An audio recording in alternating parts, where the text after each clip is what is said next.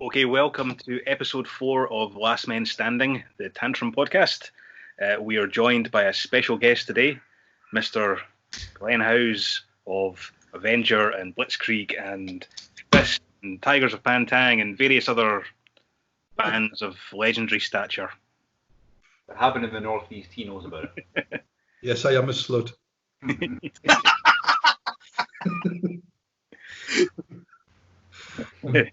Well, this is going to be a great episode for me because I'm pretty much just going to sit back and listen. Are you fuck? I'm not really. Bastard.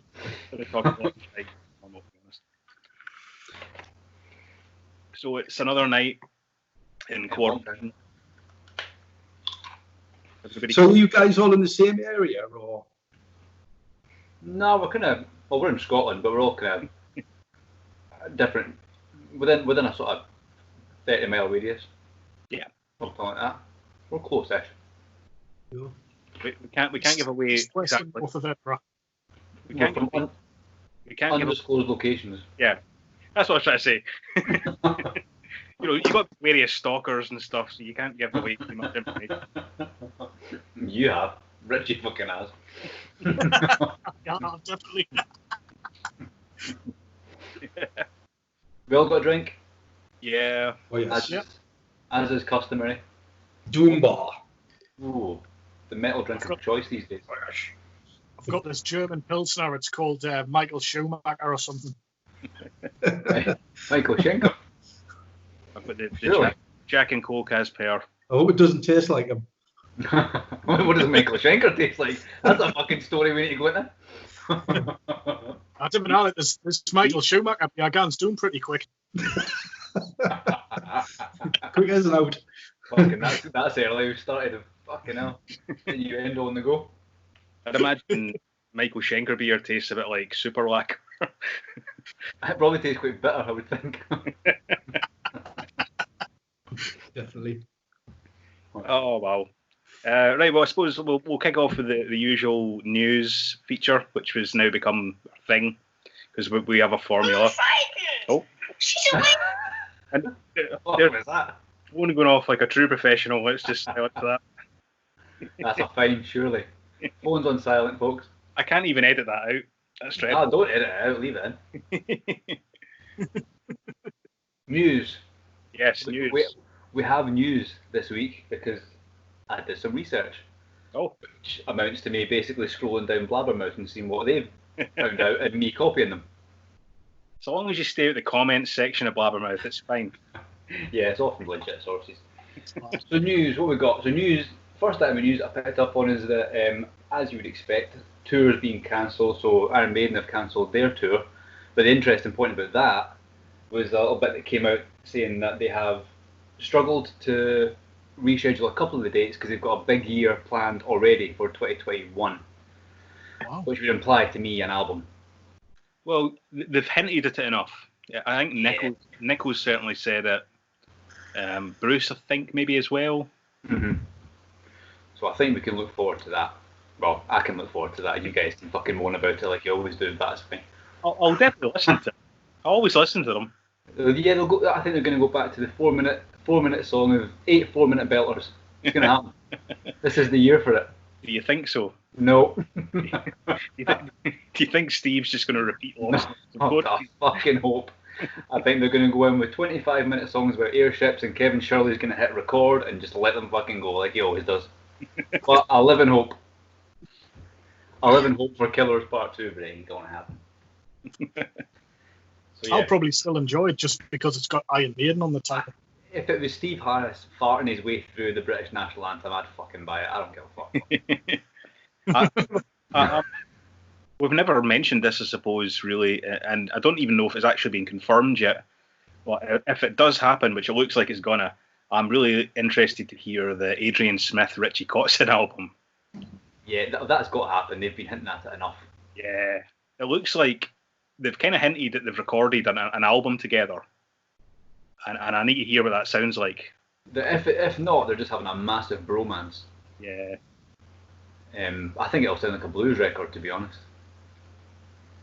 That's what all rockers do, innit? When they get a bit of time off, they do a blues album. Can you hear Adrian? No. Smith? I hope not. I can't imagine what it would sound like. Well, I mean, like Kotzen's early albums were super shreddy metal, you know, Mike Varney stuff. It was all metal. And if Adrian's singing, that would be good. Probably Interesting. together, I'd imagine, like a duet, Yeah. something like that. Yeah. Definitely interested to hear that. I would definitely buy They're it. both tasty players, so I mean, they definitely should produce something pretty good, I would imagine. Different enough players. It'd be interesting to see. I mean, like Adrian Smith's style is so he's got that kind of lazy sort of vibrato, isn't he? That behind the beat, beautiful, vibrato. and obviously Kotzen is like quick, and well, he can be quick. But I think that'd be pretty tasty. It sounds like a good idea. Yeah, totally. Proof is in the pudding, as they say. As long as they keep the songs and don't just make a shred fest, I think that's going to be the thing it would have to be. Yeah, I think they would. I think they're both kind of that school. Smith definitely is, so yeah, definitely. So what else have we Yeah, got? that's interesting here. What's we got? We'll start with we'll go into the light topic. So Brian May has torn his arse. and beautifully done in a bizarre gardening accident, which I think is just fucking wonderful. Or it could be shenanigans with Anita. Jumping over the bar of the Queen Vic too quick. That was Dirty Den after his revenge with a rake. You got there before me, Richie. I was just about to say that. He was out messing around with some hoes. Oh! Steve, Yeah, they fucking rate themselves at this point, boy. Class. So Brian had a bohemian ripped arse day. That's good. We'll give you that. Bohemian, it's tenuous, but we got there. So he's out of the game. He's done. I like Brian May's Instagram. He's just an old man that doesn't really know what he's doing, and I love it. It's brilliant. Yeah. His social media content is amazing. It's gold. It's just gold. Bless him. He's like your granddad, isn't he? He's like your granddad that. The baked potato song is just a joy. I know. As somebody who regularly writes songs about potatoes, this is gold. You should do a mashup. Shut off the old block. Beat me to it. I don't know what it is. Like, whenever I'm writing a song and it comes to the lyrics, I always find that if I just once I've got the melodies and stuff down, I will just chuck in any random words that fit in, and it always usually starts off something about a potato. There's been a few. It's the vegetable of the working class, the potato. Yellow stained ceilings from chip fat fryers back in the days of your youth. Like the chorus for NWOBHM was originally "Bake the Potatoes." Well, bit of trivia. There you go. So we're tangenting already. Onwards. What's next? Next, we have right. So this is interesting. There's not a lot of details about this, but Century Media have announced that they're holding an isolation festival. So I think there's maybe like 11 or 12 bands on this bill. Voivod being one of them. Dead Lord, if you remember, I sent you their record a while ago too, like a Swedish kind of Lizzie-esque. Oh yeah. They're Swedish, so you know they're good. And a bunch of other bands on the bill too. Their details are sketchy, but what it appears to be is bands performing on a stage with just no crowd.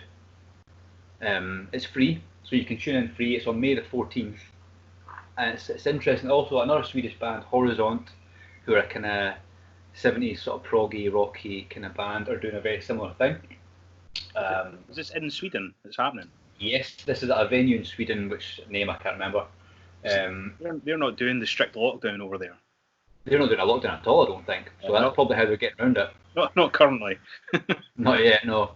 The Century Media one, I don't think it's in Sweden though. I don't know wherever Century Media are, I don't know. But yeah, the Horizont one, they'll be doing like a live Q&A as well. So it kind of got me thinking, like, is this maybe the way that it's going to go for a bit? Is this going to be a thing? Does it work? I think for the bigger acts, certainly they can afford to do it. You know, it's viable. And how long till they start charging? I mean, we couldn't do that. No, you need to have some sort of online presence, I think, as well. Like, yeah, you need a big enough fan base to sell enough tickets across the world. You know. And I think that's maybe where it's going to go into how much of an internet power you are, as opposed to how much of a power as a band you are. And the kind of parallel that I thought there was like, you look at someone like Rob Chapman. If he did it, Dorji, his band, I'm not a big band by any stretch of the imagination, but if he did it, he'd kill it. Like thousands and thousands would go in because he is an internet YouTube phenomena. Yeah, I mean, all of them, they all have incredibly good YouTube followings and stuff. All the guys in that band have got like successful YouTube channels, and you know, so you could pull it. Struck me as interesting to see if that's maybe a route that's going to be, because gigs aren't going to be happening for a while. That's for sure. Although in Missouri, I believe it's now been they're having a gig on May the 15th. Country gig. Didn't recognise the guy's name. Big country guy. They're going to be 2 meters apart in little fan pods. Well, it should help. It should help with the line dancing, I suppose. Yeah, getting some sort of structure going on. Not something that's going to work in a metal crowd, staying 2 meters apart. But Gold. So there's that. What else we got? Stu, you're going to want to jump in at this point. We've got the new Halash record, which is out. We both listened to it, and holy shit. It's incredible. It's like album of the year, potentially. Already. It's glorious. I think we've lost Glenn here. Hang on a second. You still there? Oh, I thought he was just being really still.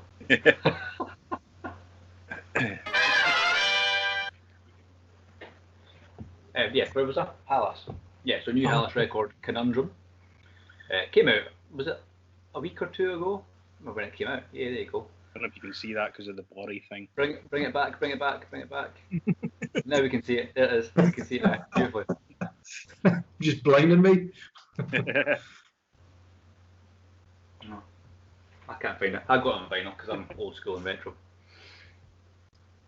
Hipster. Just yeah, hipster, yeah. Hipster Tash, hipster record collection. Great record, like really hard to describe though, like all the best records are, I suppose. I don't think you can really pigeonhole them. I guess they're a prog rock band. Yeah. There's proto metal in there, I would say, like really early metal. We've spent the past couple of days trying to decide all the bands we think they sound like, and the list's getting quite big now. Just sound like Halash, really. Yeah. I even heard a bit of Journey, and I don't know if you noticed, there's a little bit of Journey in there. Definitely. Kind of like early mid-80s Journey, I'd say. Just a little hint of that. Really melodic, really, and there's a bigger synth presence in it on this one than the last one. More of a kind of synth pop vibe in it when you mix all that in together with the rest of it. It's like rock music you could probably dance to if you were of that way inclined, which I'm not. That great kind of late 70s, early 80s analog synth sound to it. Yeah. Your Oberheim OBX stuff and Moog things and stuff. It's like, it's a proper, King Crimson-y, bit Lloyd, bit Rush, But the singer sounds remarkably like Nick Drake. No, I can't say I've ever heard Nick Drake, so I can't comment, but yeah. If Nick Drake did prog, that's what you'd get. Well, it's good then. Trust me. So yeah, banging. In terms of other new releases, not really seen too much. The other bit of news we've got is kind of in your wheelhouse a little bit, Glenn, so you can maybe help us out with your opinion on this one, if you feel so inclined to do so. So, Mickey Crystal has left the Tygers of Pan Tang. Oh, yeah. Which we knew already, but he has done an interview where he leaves no stone unturned, really. Mm-hmm. With the interview, he kind of laid it out, and which it was quite refreshing to hear, because that's probably the way a lot of bands go, but they always just give you the old musical differences bullshit. But at least he was kind of honest about it. Well, it's a strange one. The thing is, it's I mean, that situation that you're describing, and I mean, I've been there a couple of times myself, if I'm being honest. Mm-hmm. You tend to have that with some of the more established bands, especially some of the bands that have been going from the 70s, you know, a bit like the Tygers, I suppose. No. They tend to like keep control of things, and I think that's what Mickey Crystal is trying to sort of express, that he's trying to play his part and progressing, and it's being controlled, so he can't actually feel like he can do what he needs to do. I mean, Mickey's I don't know him personally, but Mickey's a very great guitar player, great musician. If by all accounts from the people that that I speak to, they reckon he's a really nice guy as well. He's obviously quite driven. So if you've got like a great musician like Mickey Crystal, he'll be wanting to spend the time that he's got, on his ability. If he feels like somebody's holding him back from that, and he's going to want to change direction, so you can kind of understand it, but I like I say, I'm not going to go into too much detail, but I've been there myself, so I know exactly.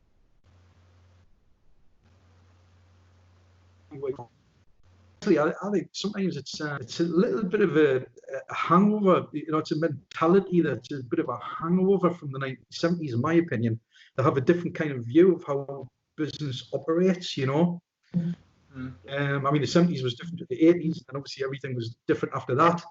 But there's definitely a kind of a different attitude, from the guys that came from the 70s. I mean, I came from the 70s myself, but people like Rob Weir, I mean, they started like 1974, 75, something like that, there are different views and things, and sometimes you kind of move forward with the times and just and blend a bit, but some people can't do that. So that's the way it looks to me. But at the moment, no. So hopefully I haven't waffled too much there. No, it's good to get someone's insight who's kind of been in that particular band as well.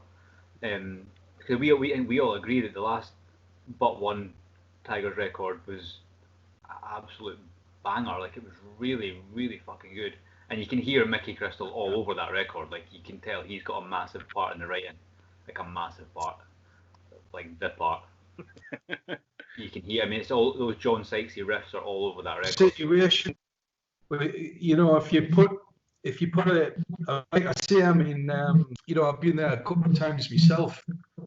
If you put your heart and soul into something, and you put a lot of work into something, and that work, we're all human beings. We all want our work to be recognised and respected. And if you put a lot of work into something, you don't get the credit or the respect that you should clearly deserve. That's obviously when you get your back up. That's totally understandable. I think that's an understandable situation. From what I see, and obviously I think people do have to realise that you don't, you're not seeing the full picture. I mean, obviously the rest of the guys in the Tygers might have something to say that's completely different to Mickey. But from what Mickey's saying, you can sort of see the sense of why he's moved on. Good point. There's always three sides to every story. His side, and the truth. Yeah. Exactly. And there's a bit of beer involved as well. Yeah, exactly. Well, we've not heard the Tygers' official story. They've not really said anything on it, so Yeah. Discretion being the better part of valor, I suppose. I don't think they will. Oh, absolutely, I mean, you can discuss it, you can give your point of view, but you don't actually really know. That's always the bottom line, isn't it? Yeah, anything could be going on. That's it. Yeah. But it's interesting to see where they'll go next. Yeah. Because I mean, we saw that lineup when we played Wildfire that year. They were playing, and me and you hang about. Yeah. To watch on the Sunday, and they were phenomenal live. Like, really good. really Yeah, good. yeah. So they're gonna. It's big shoes to fill. But Yeah, I mean, he is. He's a massive talent,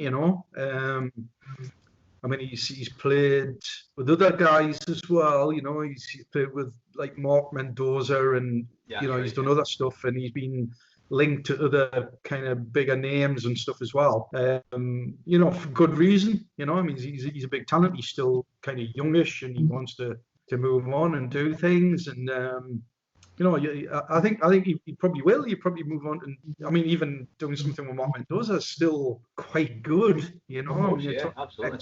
Whitesnake, or the other bands he's been in as well. So he's obviously got to do something good anyway. But yeah, he's a massive talent. But I have to be honest with you, I think the Tigers will find somebody that's equally as good. I'd be surprised if they didn't. But if this shakes the tree for them, if Mickey's got some relatively good points that he's made about the way they conduct business, maybe they might have to have a little bit of a rethink and maybe shake the tree enough for them to see what's falling out the branches, So we'll see. It's like I say, it depends what you kind of want in your band. Do you want someone that is just going to sit and do what they're told, or do you want someone that's going to drive things in a different direction? You have to decide that, I think, before you get somebody in. Yeah. If you're going to get someone like Mickey, then you need to, if his side is the truth, let him go his way and do his thing a little bit. But at the same time, if you're the original guy from that band, you understand that band, and we don't know what direction Mickey was wanting to go in. He might have been wanting to go in a fucking jazz fusion direction, in which case they would be right to say, well, fuck off, because that ain't us. So it depends, doesn't it? I mean, that's like, see, all these kind of 70s and 80s bands, they've got a defined DNA. Yeah. You can't waver too far from that, or you lose your fan base. I agree. Totally agree with that.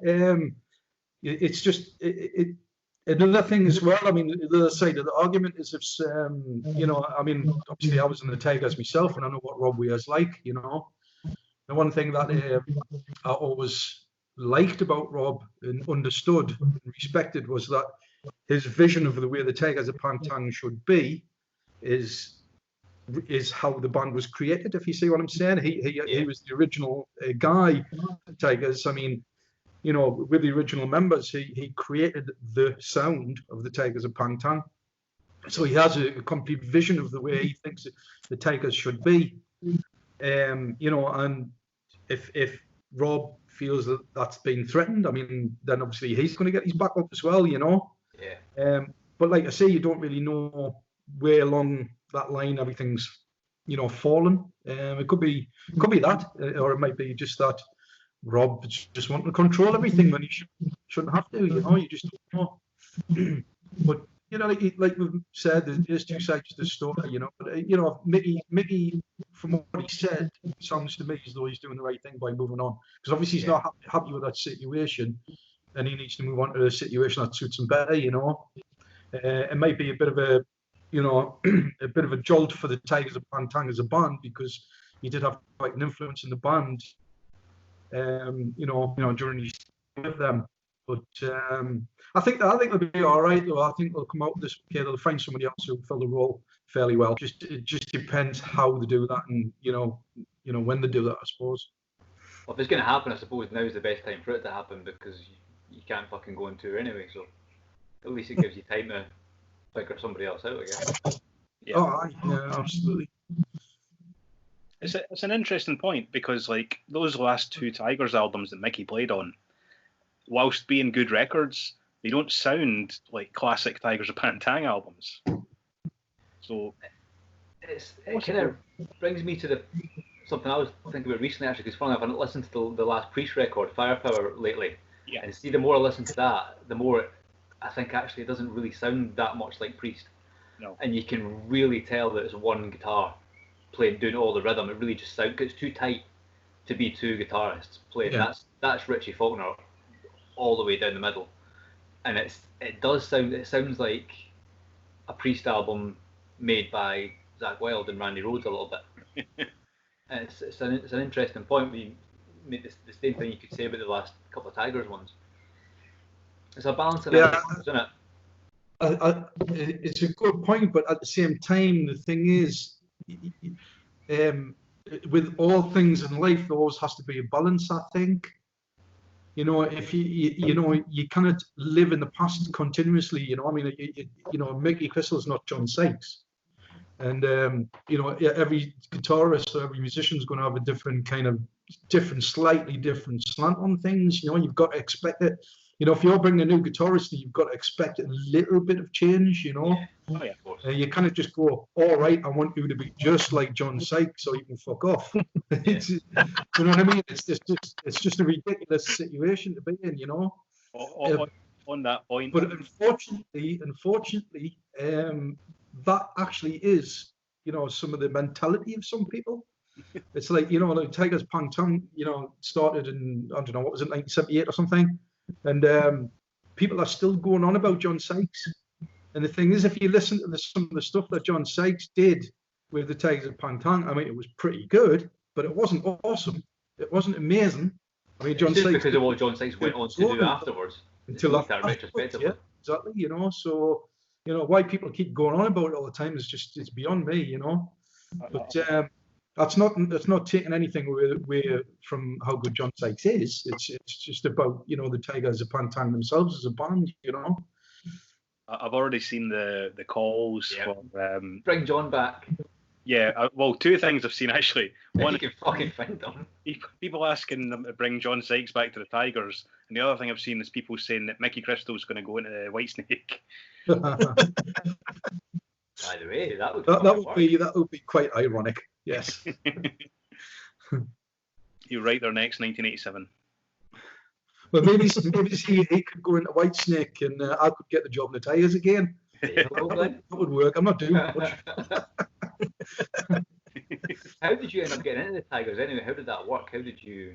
I know you'd obviously been on the scene kind of a bit before that, and you were with Tigers. What was it? 99, 98, 99? Yeah. Quite a straightforward story, really. I was in Blitzkrieg at the time, playing lead guitar in Blitzkrieg.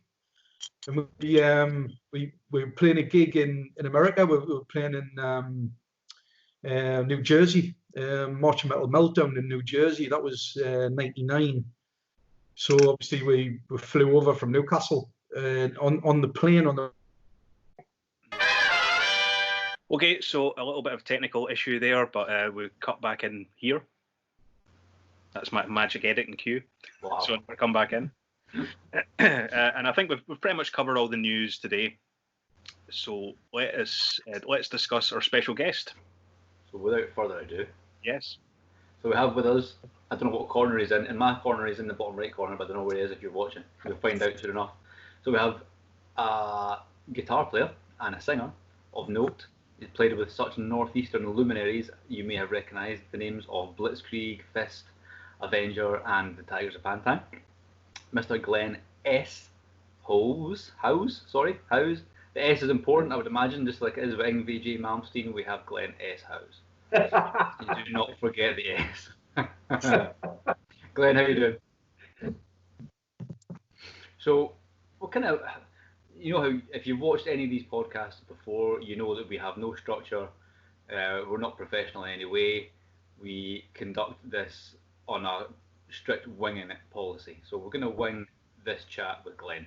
It's not going to be your traditional interview. It's just going to be a bullshit session. We'll all jump in. We'll probably talk all over each other, and it'll be a fucking riot. Sound good? Sweet. Always good. So Glenn, if we can, Glenn, we'll keep some sort of structure at the start. We'll go chronological. So take us back to the old days. When did you when did you start playing guitar actually? How kind of old were you? My God. I was probably about 14-year-old or something like that, I think. 14, yeah.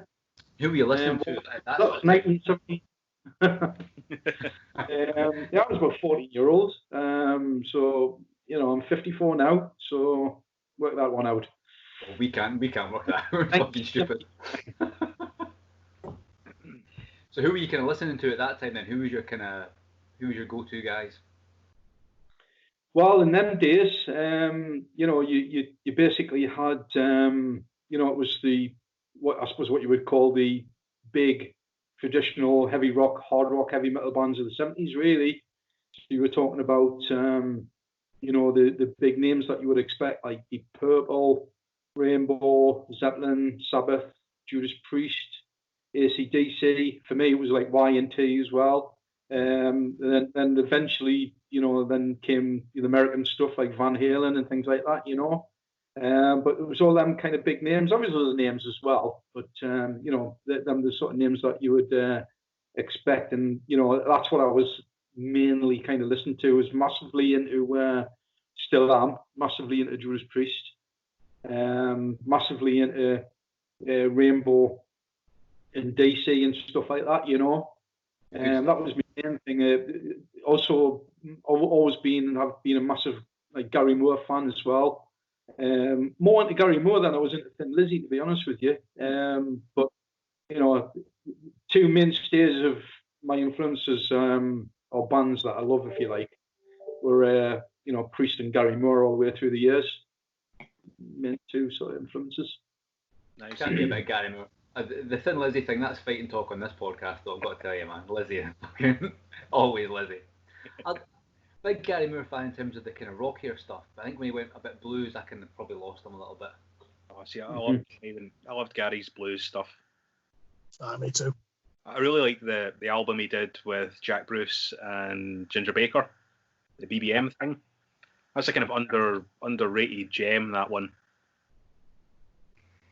I mean, the thing is with Gary's playing, it's it's hard to even describe to some people because he was very popular and I'm sure he made a few million, but he never kind of went to the heights of sort of like like Eddie Van Halen or kind of like Eric Clapton or something like that. Even though all guitarists knew that he was kind of in my opinion, better. But it's just like, he never quite got to that kind of real massive, kind of height that Eddie Van Halen did. But at the end of the day, when you actually watch it, if you're a guitar player, I think more so if you're a guitar player, I think you actually watch what he does. It's just absolutely, totally, utterly unreal. Yeah. There's just hardly anybody can do what he does. I mean, seen him play blues, metal, rock, jazz. He's done some funky stuff, I mean, he can do anything. Yeah. And there's an argument there about how talented and how of an all-around player he was compared to some people. I mean, if you think about like Halen and Malmsteen and stuff like that, and don't get us wrong, I think they're amazing players as well. But they are like a one bag trick, they do what they do very, very well. But like somebody like Gary Moore can do, or he could do almost everything, just totally amazing talent, like unbelievable. The first time I saw him live, like properly live, was at the Newcastle Mayfair. I'm trying to remember what year it was. I think it was like, it might be 1984 when I first saw him properly live, Newcastle Mayfair, and it was he was doing Victims of the Future, so it must have been that tour, back in '84, and it just, excuse me French, but it absolutely blew me fucking head off, I mean, loud as well, really loud, but he just absolutely tore the place up, and of course that during that gig, he had like Ian Pace on drums as well, and Neil Murray on bass. It was just amazing. And if you watch what he does, like I say, without repeating myself too much, you can tell, especially if you're a guitar player, of course. but absolute talent, man. You know, and obviously a band like Judas Priest just set the standard. You know, I mean, there's just, you know, nobody like Judas Priest when they came along. You know, they just started something new, and it was different. It was fresh. You know what I mean? Compared to you know, these days when a lot of bands sound the same. You know, that's only my only criticism. I mean, it's like an interesting conversation point, because, you know, like the new wave of British heavy metal when that came along, you know, them bands were, you know, quite you know, influenced by the 70s bands, which actually is, you know, it's the way it should be. You know, you get influenced by what you know. Yeah. But even the new wave of British heavy metal bands, you know, I mean, you know, you could tell that they were all individual. You know, very different sounding types of bands. If you go for some of the you know, bigger names, you know, like sort of Saxon and Def Leppard, and, you know, sort of Maiden, of course, and the Angel Witch, and, you know, all of these bands sound completely different. You know, Praying Mantis, etc. That, in my opinion, is the way things should be. You know, everybody should be individual and different and doing their own thing. You know, but You lose again, a lot about that now, because, like, if you listen, like, taking Gary Moore as an example, he was one of that generation of player. You don't really see that now, because everyone learns from the same people on YouTube. But like, when, well, I don't know about you guys, but when I learned to play, I just figured it out myself, tab books and whatever. But there was no fucking internet to learn. You couldn't watch a video unless you watched somebody else playing live. So those guys figured out they play it a certain way because they probably don't play right. Gary Moore probably plays a lot of wrong stuff, but that's what makes him Gary Moore. You people who learn now learn all the right stuff, and they all sound exactly. It's like cookie cutter shit. They sound the same. They play through the same gear. Back when Gary Moore was starting out, he would have played on whatever the fuck was available, which in Britain at the time we started probably wasn't very much. And he just figured it out as he went on. Now you've got so many options, it's like option paralysis. So yeah, I think you're right. Bands now, a lot of them do sound the fucking same. Yeah, that's a fair point. Probably especially in metal, I think, as well. It's just an interesting, you know, it's just interesting, that part of things, you know, because obviously times are different, and, you know, you've got to kind of accept what's around you, and you know, do the best with what you can. So it's not a criticism of, like, people wanting to be in a band or doing the band thing, and doing the best with what they've got around them. You know, I mean, like, obviously you've got technology now that you didn't have back in the 70s and early 80s. You know, well, even right through the 80s actually. But you know, I think, I mean, it's quite funny. I mean, you know, no mobile phones, no internet, nothing like that. If you wanted to find out if a band was playing, you either knew somebody who knew the band, or you seen it in a paper, and that was it. You know, it was, or if you were lucky, you'd see like a half-rotten poster on a lamppost somewhere. You know, or the upcoming events sheet outside the city hall. Exactly. Yeah. I mean, there was nothing like that. I mean, I'm speaking the age now, but you know, I mean, back in my day, like the bands used to actually end up kind of fighting each other, because like one band would put a poster over somebody else's poster that was on a wall or on the lamppost and things like that. You know, that doesn't happen now, but it used to then. It used to actually end up in fisticuffs and all sorts. You know, you sort of get these things. You know. Yeah, now you just put a flyer up on Facebook. That's the extent of your effort that you do now. But going back to that time, so you were kind of around, like, I've read a couple of interviews and stuff with you. You were kind of around, like, I know you roadied for Saracen for a little bit, so you were kind of in that northeastern, because there was kind of there was a NWOBHM within the NWOBHM. There was like the whole northeastern explosion, and when you think of, like, what's your take on why was there so many bands that came out of the, like, you know, Newcastle, Sunderland, Middlesbrough? Why was there so many bands coming out of that area at that time compared to, like, the rest of the NWOBHM? Because I mean, there was hundreds of them that just popped up all the time. Why was that particular about that area? That's an interesting question. I have to give you a thumbs up for doing your homework, by the way. Okay, oh, we're fucking professional here, but none of your bullshit. But no, that's a really interesting question, and the only thing my only take on it is, if I'm being honest with you, I don't really know. But I think the Northeast in general, and I don't want to get too political, has always been a bit, like the poor man of England type situation. It's always been a bit run down, the unemployment.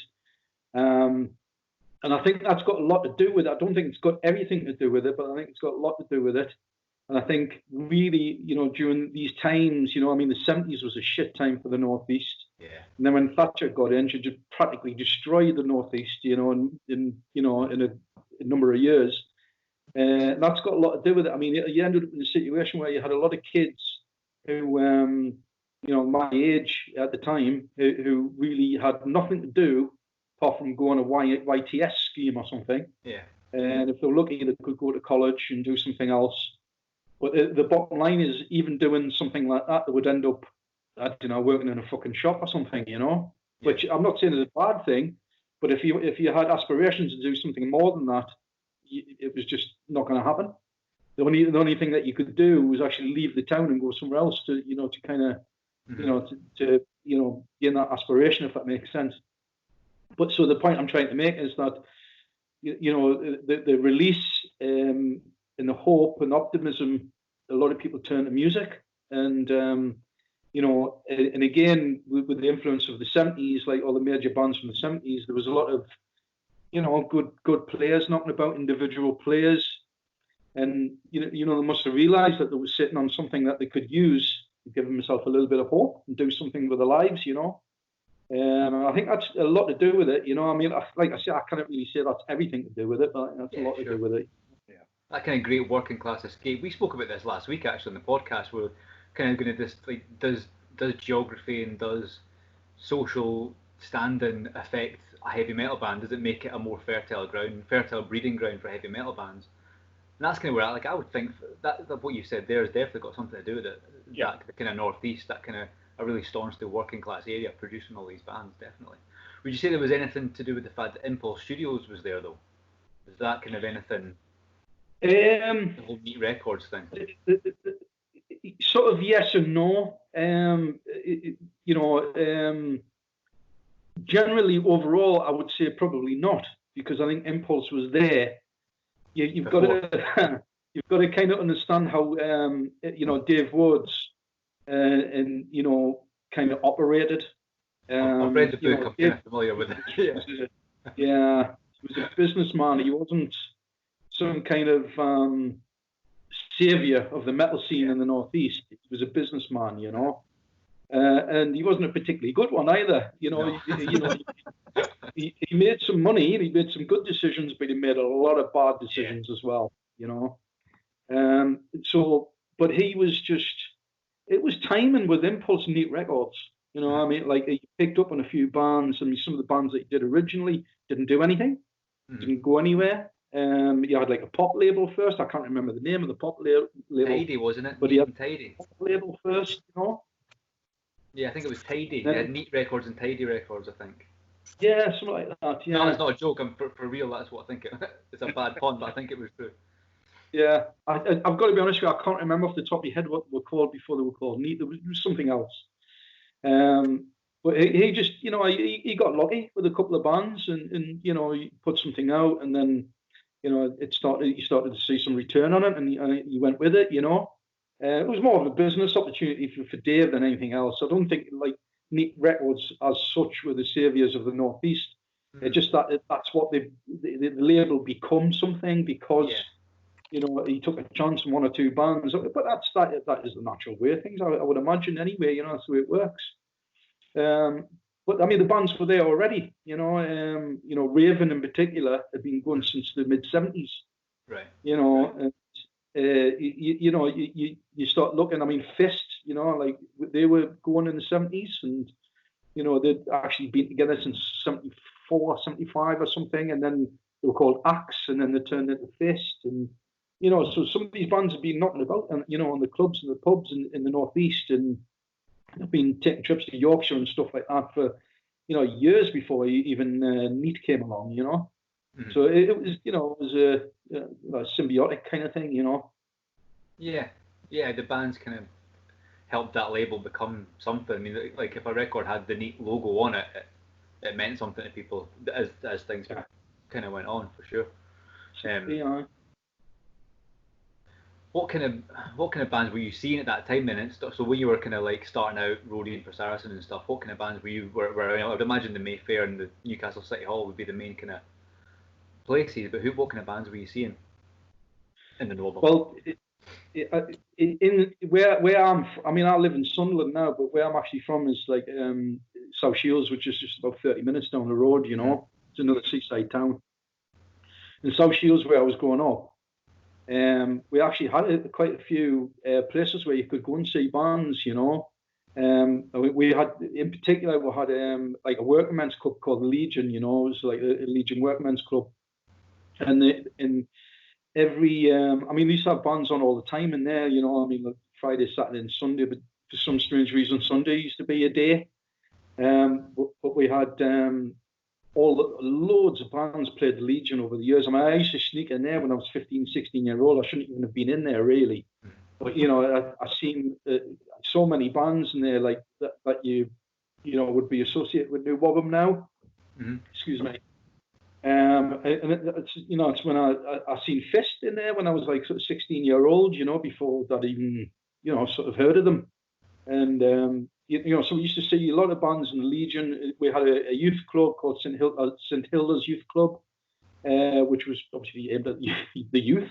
But we used to go there, and you know, they had bands on in there as well. I mean, I seen Satan there, loads of Fat Axe and the Juggling Monkeys and loads of other, you know, great early bands, you know. So there was plenty of places knocking about. We used to go and watch bands locally in South Shields. But yeah, if you wanted to see a big band, you had to jump on a train, and this was before metros, by the way. You had to jump on a train and go to Newcastle and, you know, to the City Hall. I mean, the metros did come along, I think it was in 79, and they were in operation in 1980. So I remember getting the metro, you know, not long after it had been built, to see a few gigs. 1980, I went to see AC/DC on the Back in Black tour, and, you know, Crocus and lots of other gigs, Saxon and stuff like that, you know, Wheels of Steel. It was great.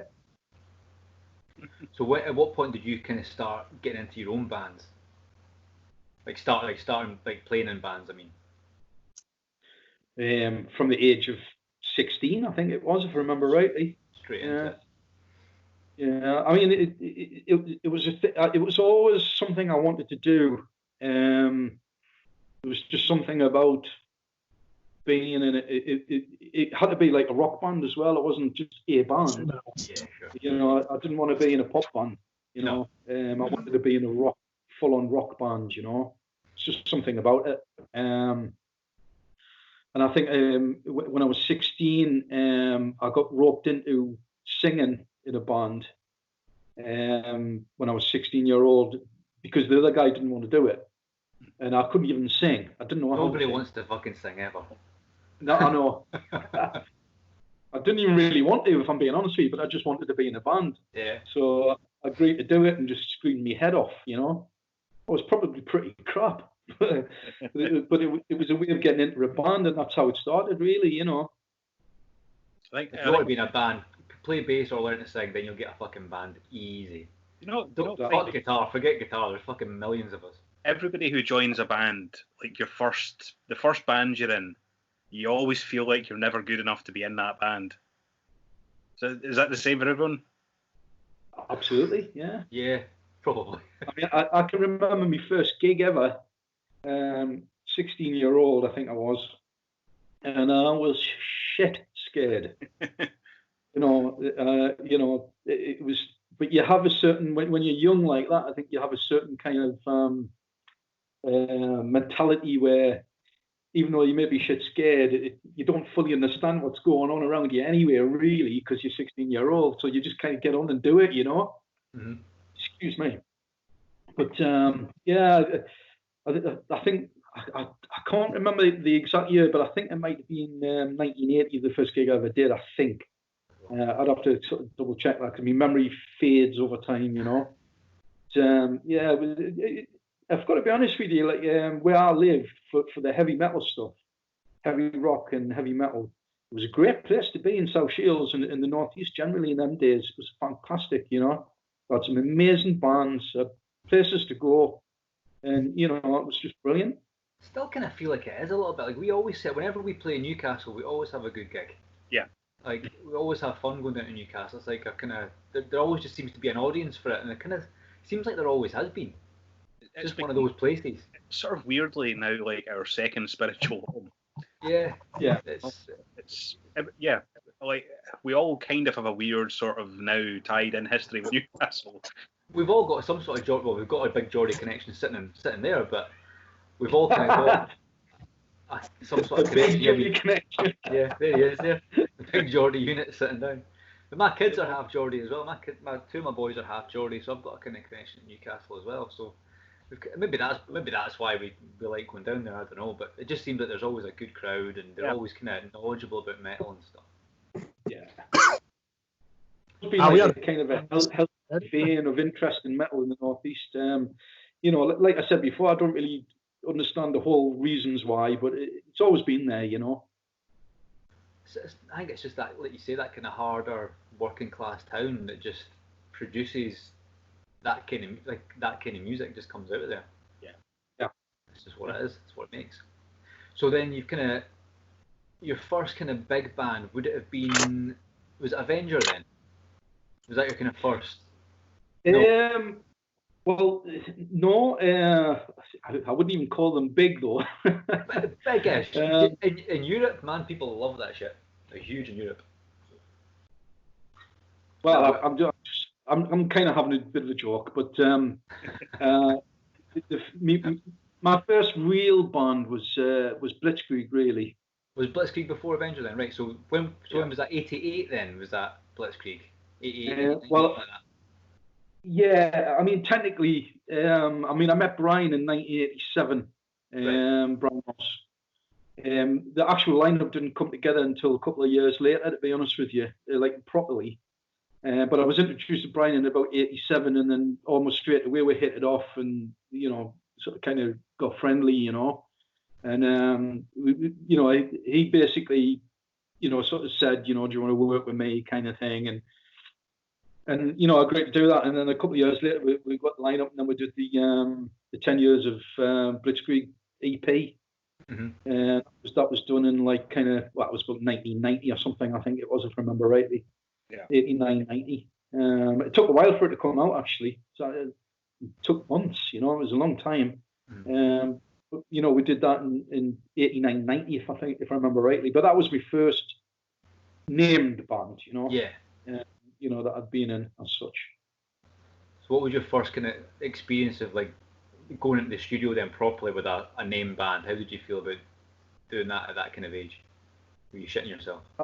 That was brilliant. I mean, that was at Impulse Studios. Impulse, yeah. You know, 10 years Blitzkrieg. We recorded that there, and you know, the now, you know, legendary famous studio. You know, which actually was just a complete not a shithole. Yeah. But you know, but it had character. It certainly had character. All right. But yeah, we recorded that there, and that was, you know, that was a really good experience, actually. You know, you know, there's so much I could tell you. You know, I could be waffling all night about stuff like this. Right. It's just, that's why you're here. You know. But yeah, we had Keith Nicol sort of like mixing it and sort of kind of producing it. You know, I had a good experience with Keith on that album.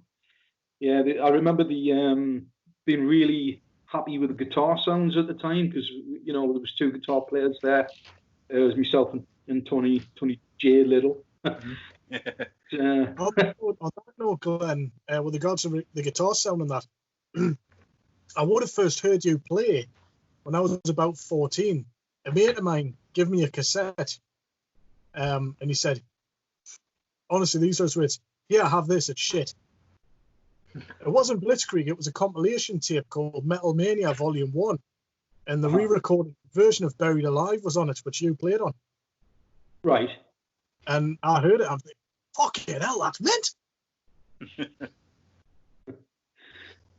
It's, yeah, I mean, you know, when you listen to it now, I mean, you know, you listen to the mix now, and obviously compared to the things they can do now, I mean, it's probably sounds quite ordinary, I suppose, you know. But at the time, you know, it was raw. I mean, you were just stuck mics in front of the cabs and sang our asses off and did whatever we did, you know. There was no sort of like trickery. It was just straightforward recording. But I just remember.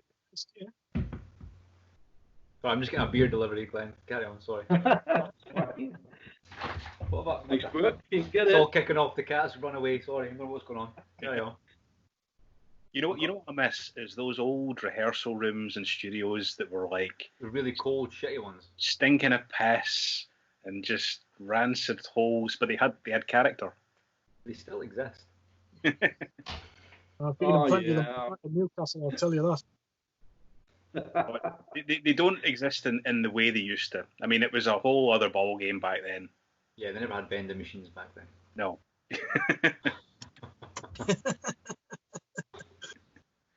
It's got too easy, these fucking youngsters nowadays. They don't know they're fucking born. Yeah. Yeah, I mean, I mean, have you you know, either been or seen the photographs of the you know, the Walls End studio? Have you ever seen anything like that? I've read there's a book, a book about neat records by a guy called John Tucker. He does loads of NWOBHM books. Yeah. I've read about it, and there's a couple of pictures in there, and it's been described in the book by pretty much everyone that's in it as a bit of a tip. Bit of a shithole, a bit of a glorified cupboard, yeah. It was the former theatre just off Walls End High Street. Yeah. Right? Yeah, that's right. But it had flights of stairs and flights of stairs. You know, you try getting your 4x12s up there and your drum kits and, you know, anything else that you know, especially bass gear, for some strange reason. The bass gear was always the heaviest. I don't know why. But I was going to say, you tell me, Richie, what's that all about? But yeah, it was absolutely horrendous. You know, you had to go up like 3 flights of stairs to get to the studio, and you know, and when you got in there, it was damp and stinky, and you know, like the sort of plaster and the paint was peeling off the walls and stuff, and the carpet was stained and God knows what. You know, it certainly had bloody character. That's for sure. You know, but at the same time, I wouldn't change it for the world. You know, it was a good experience. You know what I mean? Like I say, I mean, I enjoyed that experience with 10 Years Blitzkrieg. You know, the ultimate outcome of the album, you know, wasn't so great because you know we pretty much got shafted, you know, on the business side. But story. Yeah, but it's sort of, you know, when I look back at that, I mean, I was particularly happy with the guitar sounds. That's what I remember. I mean, we were using JCM 800 and, you know, just the old style 80s JSM 800 and just plugged it in, cranked it up, and just went for it. You know, brilliant. That's such a good amp, and the 800 is just a beast. Mm-hmm. You can't really beat that formula. Just go in, crank them up, and just fucking play the song all the way through from start to finish because you had to, because it was a tape. Yeah. There's no fucking cut and paste shit happening back in the day. I used to. They've got it, young musicians now. You know, I mean, just record the verse and then loop it. Yeah, you know? We'll just record it once, double track it 4 times, and we'll repeat it. I used to have an 800 combo, and to this day, that's still probably the best sounding amp I've ever owned. Although I didn't actually own it, I had it on like a long-term borrow from a friend, and I was devastated the day he asked for that back because that was a fucking insanely good sounding amp. Mm. So Zach Wells used on the old Aussie stuff, a JCM 800 combo with a Boss Overdrive in front of it. That's what that sound is, man. It was an absolute beast of an amp. It was just pure Marshall. Industry standard. Yeah. And then kind of also after that, you've gone on to making like a full length record with Blitzkrieg. How much of the writing were you involved in on Mist of Avalon? Mists. Ooh. Well, Mist of Avalon, that didn't happen until the 90s, not. That was 98. Well, actually, again, strangely enough, it was 10 years later. I mean, I hooked back up with Brian in 97. that version of, the version I was talking about with 10 Years of Blitzkrieg album, that basically disbanded quite quickly afterwards, We just all went our separate ways. We're unhappy about a lot of things, and, we just disbanded basically. Yeah. It wasn't like anybody was sacked or fired or fell out or anything. It was just felt a bit, it was a bit sad in a way, but, it was bound to happen if I'm being honest.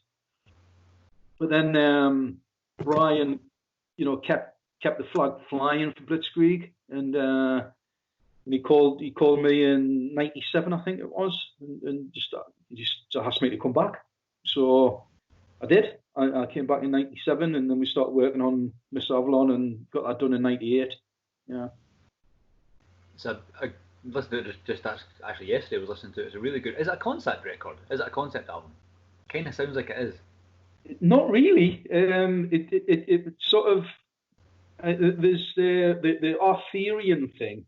Yeah. To be fair, was Brian's idea. He had some lyrics and stuff like that, and he wanted to do that idea.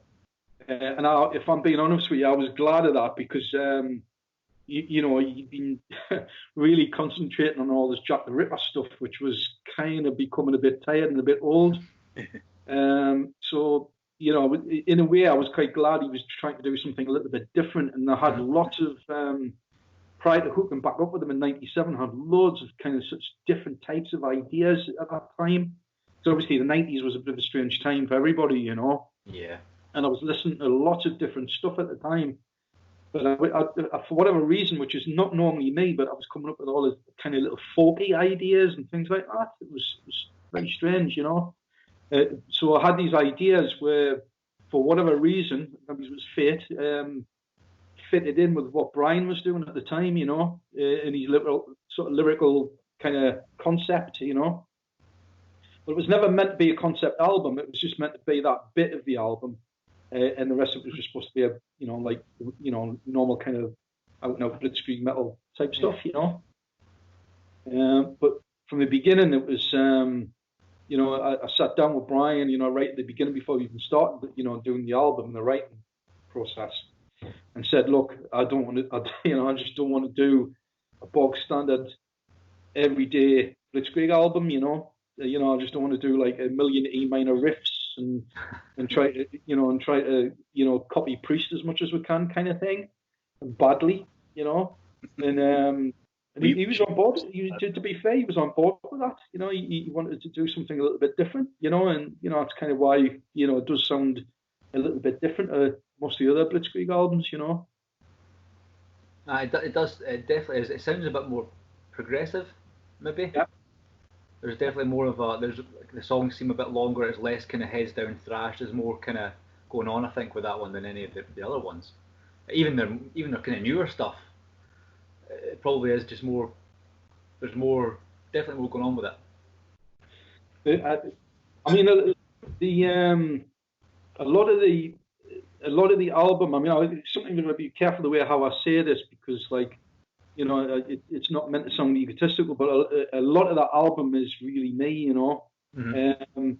And it's like I say, it's not really a way of trying to pat myself on the back because there's parts of that album that I'm not happy with, I wish could have been a lot better. But about 3/4 of that album is really down to me. I did all the pre-production on it and everything like that. I did most of the writing on it. So it's sort of. It wasn't. I didn't set out to kind of take over or anything, but I had a definite idea of where I wanted to go with this. And Brian was kind of on board. He just let me get on with it, really, But it was as a recording process that was really enjoyable. That album, really, really good. I have to kind of say that Mark, the drummer that we had at the time, Mark Hancock, was just brilliant in the studio. Whether you like the songs or not, or whether you like the performances or not, when he was in the studio, he did like most of them songs in like 1 or 2 takes. It's just amazing. you know. Makes a difference when you've got like a rhythm section that can just put it down really quick. Yeah, It really does. it made life so much easier. I mean, like we under quite a lot of pressure as well. I mean, like, you know, had something like 22 or 23 songs all in all, which some of them are not appeared on the album, you know. Yeah. And it was quite hard work, but having like a drummer being able to sort of just stick his beat down in 1 or 2 takes was just, you know, it was amazing, like, with the amount of you know, workload that we had. I mean, you know, we didn't have to have 4, 5, 6, 7, 8, 9, 10 takes of one song with a drummer, which would have cut the album in half if that had happened, you know. So, you know, Mark was kind of, during the recording process, Mark Hancock was the star of the show, basically. Did you tour with that lineup? Did you tour that record?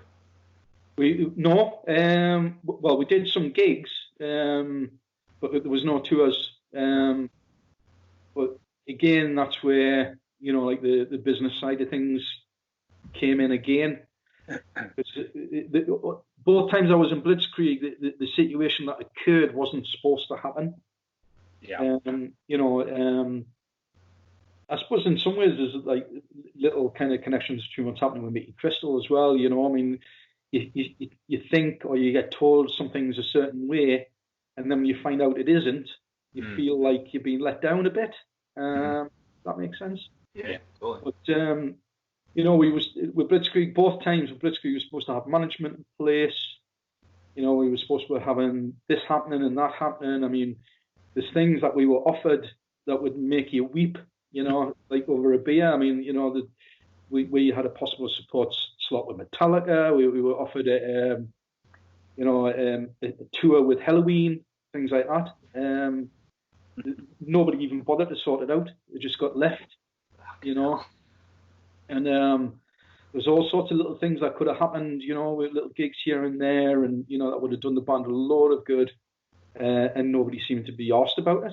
It was just crazy. And I just couldn't understand it. I just couldn't understand why nobody wasn't doing anything, you know. And in the end, I gave up in the end and joined the Tigers. Out of the frying pan at the fire. Exactly.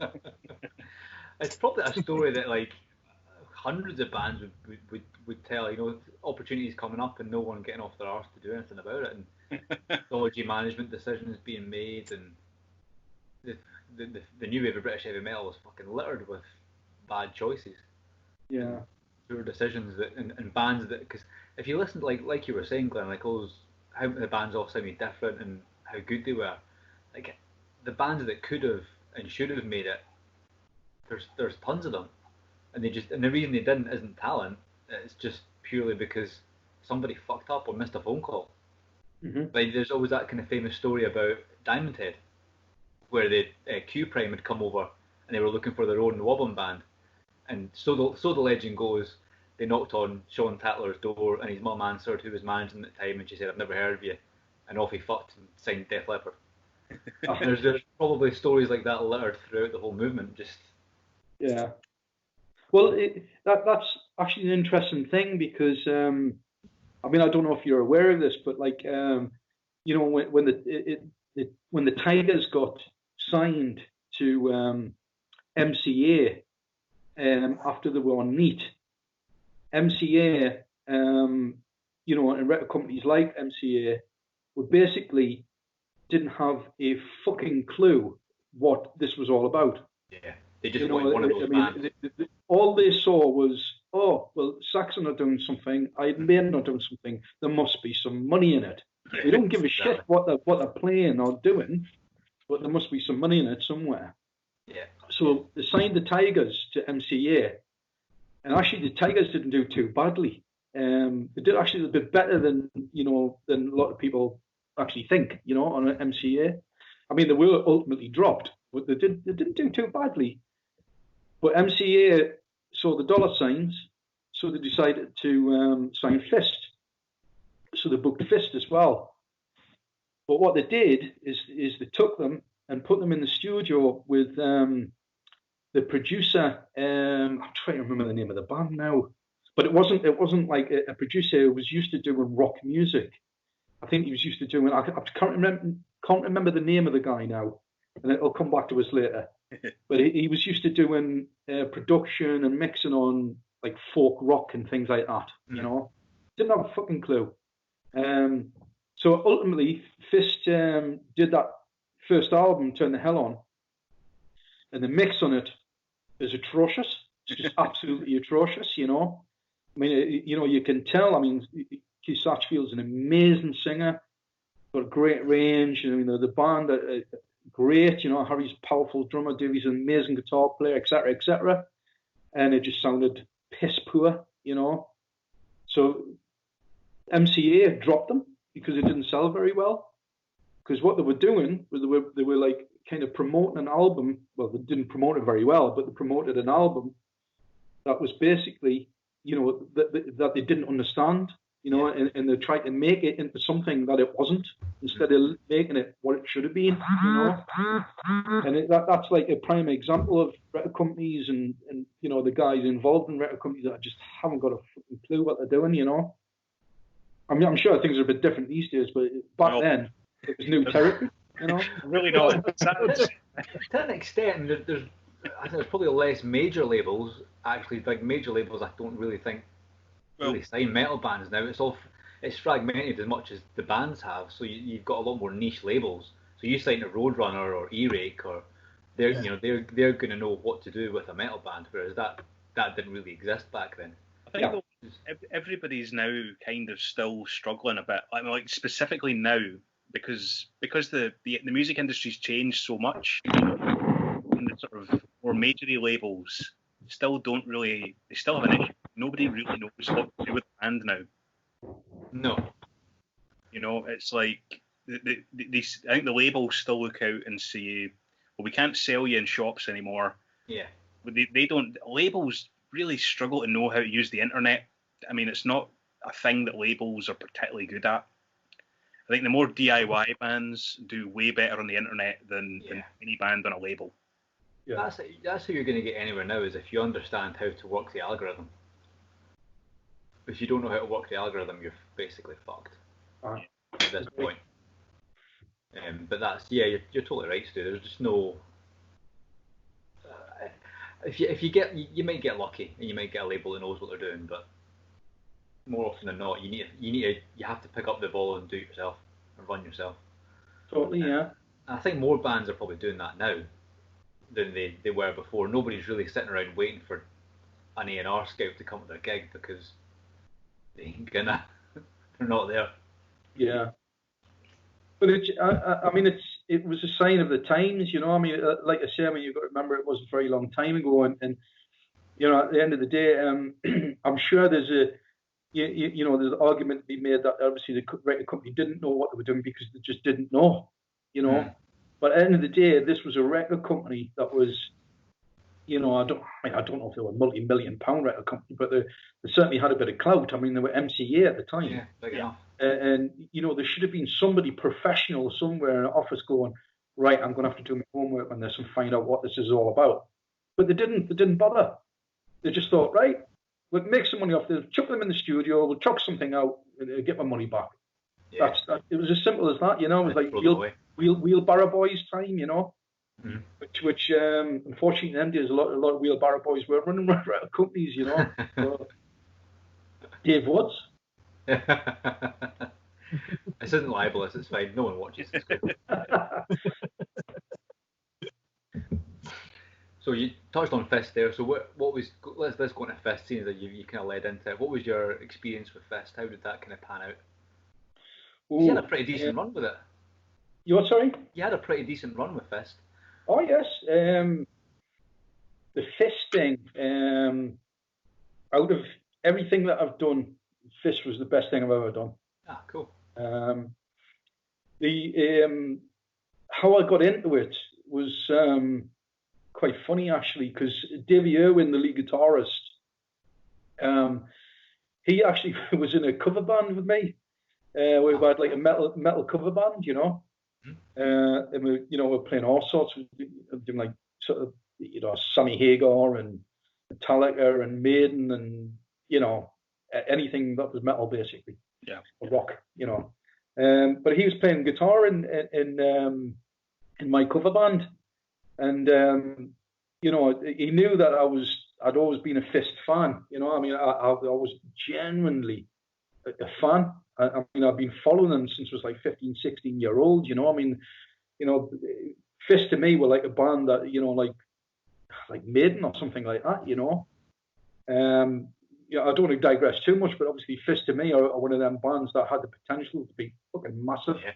Yeah. And you know, again, they were spoiled, you know, by the record company and a bit by themselves as well. Mm-hmm. But Davey Irwin, you know, like basically we were just rehearsing one day, and for a laugh, I just started playing SS Gyro for a laugh, because I knew the song, you know, and basically the way it went was that everybody just joined in as a jam. And it just sounded fucking mega, you know. It was really, really good. I was singing my bloody heart out, and then Davey took me aside after the rehearsal and went, "Fuck me," he says, "I didn't know you could do that." And I was like, "Do what?" And he was like, "Sing Fist stuff," you know. Next thing I know, they're like, "Do you want to join Fist?" You know. Just So like that. I was like, I'll have to think about it. Like, yeah. So yeah, I took the hands off and you know, joined them, and we did Brofest. That was my first sort of gig with them. I mean, that was great. You know, let's just play a couple of little small places just to warm you in, Glenn. No, we'll tell you what we'll do. We'll put you on the biggest NWOBHM show in the UK. You know, thousands of people or whatever it was. You Sink know. or swim, you'll be fine. Thank you very much. But It's yeah, a great I mean, gig, Brofest. it was really fantastic. I mean, I genuinely love the Fist songs. Excuse me, and I loved singing them. I loved playing them. You know, musically and song-wise, it was the best thing I've ever been involved in. You know. And we're really, really tight band. I watched the performance that you did at the Keep It True festival. I'm not sure what year it was in Germany, and just it was such a great. I guess it was good sound on the day or whatever, but just really tight. Lots of clarity between all the instruments. Vocally, you were spot on, man, as well. I have to say, it was just a really good show. It's just like a really good version of the band. I had about 3 hours sleep when I did that. Well, there you go. There's the trick. That's the secret. You know what I mean? Honestly, I don't even know how I got through the gig. It was like I was a zombie, you know. But yeah, it was brilliant. You know, I mean, I stayed with them for about, I think it was about 4.5 years, something like that, all in all, from the point I joined. But they have a very it's a bit of a kind of a, you know, sweet and sour situation with them, because I do love them. I think they're great guys, but they've got a strange way of looking at things, you know. And towards the end, I couldn't maintain, you know, a decent relationship with them, because, you know, towards the end, I think we'd probably end up killing each other towards the end. You know, so as a result of me leaving at the time that I did, I managed to remain friends with them, if you see what I'm saying. Yeah, sure. So, you know, but I knew it was the time to go anyway. It just became too much. I mean, I could go into more detail, but it's just pointless, really. But the important thing to mention is that while I was with them that 4.5 years, it was brilliant. It was amazing. We played all over the world. You know, we played some great gigs, met some great people. You know, I wouldn't change it for the world. You know, it's brilliant. Again, like you say, one of those just really underrated bands. Bill Steer from Carcass's favourite band are Fist. There's a little bit of trivia for you. I didn't know that. That neat book that I've got, he does the foreword for it, and he talks about Fist. It's like a love letter to Fist, basically. Yeah. Wow. It's amazing. It's actually amazing to me. I mean, it was sort of strange especially when we went to sort of Germany and Europe. We played in Germany and Europe. I mean, like, you see, it was a bit strange for me, because, like, I'm a fan.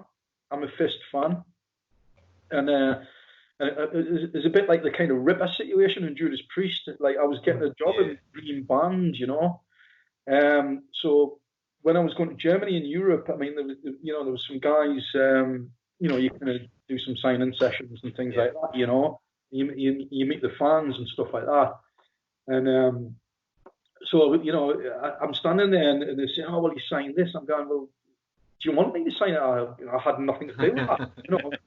You know, I never sang on it. I'm just here singing today, you know. Oh, yeah, well, we still want you to sign it. And so that was a bit weird. But there was people thinking that I was Glenn Coates. So there was a lot of confusion because, like, I was told, and I kind of almost agree with it, that my singing vocal style was more like Keith Satchfield's, the original singer, you know. But obviously I was called Glenn, which was the second thing I was called Glenn Coates. So I remember being at Keep It True, and this guy came up to me, he says, "Mine," he says, "you're looking really fucking good, like." It's like, all right, well, I've just lost about 20 pounds in 10 years off my life, that's all, you know what I mean? But, I had some fun with that, you know. People thought I was Keith, some people thought I was Glenn, and it was like, I just let them get on with it. We've kind of gone out of chronological order, but fuck it, that's what we do. So can we go back a little bit to the Tygers of you playing at the Wacken Festival? Because that must have been like a bit of a highlight for you, surely. It was amazing. How many people have you? Do you know like roughly how many people? It was like can't even guess how many people are at Wacken. It was between 15 and 20,000. So yeah, quite a big crowd then. Bigger than Trillion. It was absolutely amazing, that show, for a lot of obvious reasons, you know. What was really, there was a couple of weird things that happened though. Just to give you a bit of trivia. We were actually playing. I mean, Saxon were on before us. Saxon played before us.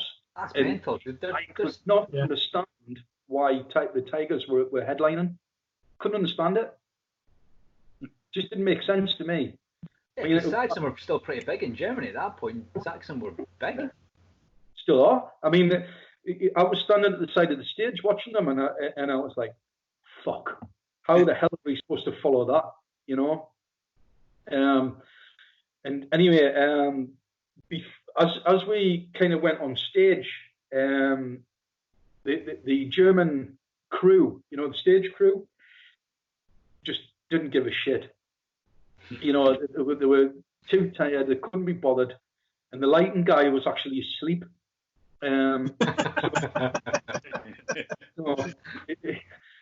Unbelievable. I mean, we you know, Jess Cox had this, because Jess was singing at the time, you know, Jess Cox.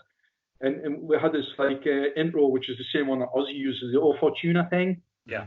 So he had that on, and Jess Cox was to go, like, Eins, zwei, drei. And then the band would kick in, you know. It was actually just quite like that. It was Eins, zwei, drei.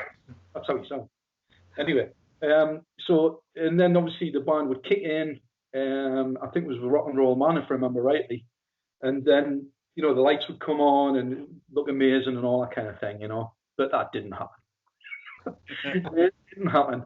The stage, we went into the song, but the stage was absolutely black. Nothing at all. So I'm rocking away. And then Rob Weir spies the guy on the lighting desk fast asleep. Brilliant. So he just kind of wanders over and just kicks him right between the legs, right in the knackers, and wakes him up, you know. And of course, then the full stage show went on then. Oh, God, man. What a day that was. Brilliant. You know, it was amazing. It was a total rush, you know. It was the biggest gig I've ever done, like, you know. Yeah. It's a brilliant atmosphere in general, Wacken Open Air. I mean, I went there. It was 1999 you did that, wasn't it, Glenn? I went there 4 years later, and Saxon headlined that year.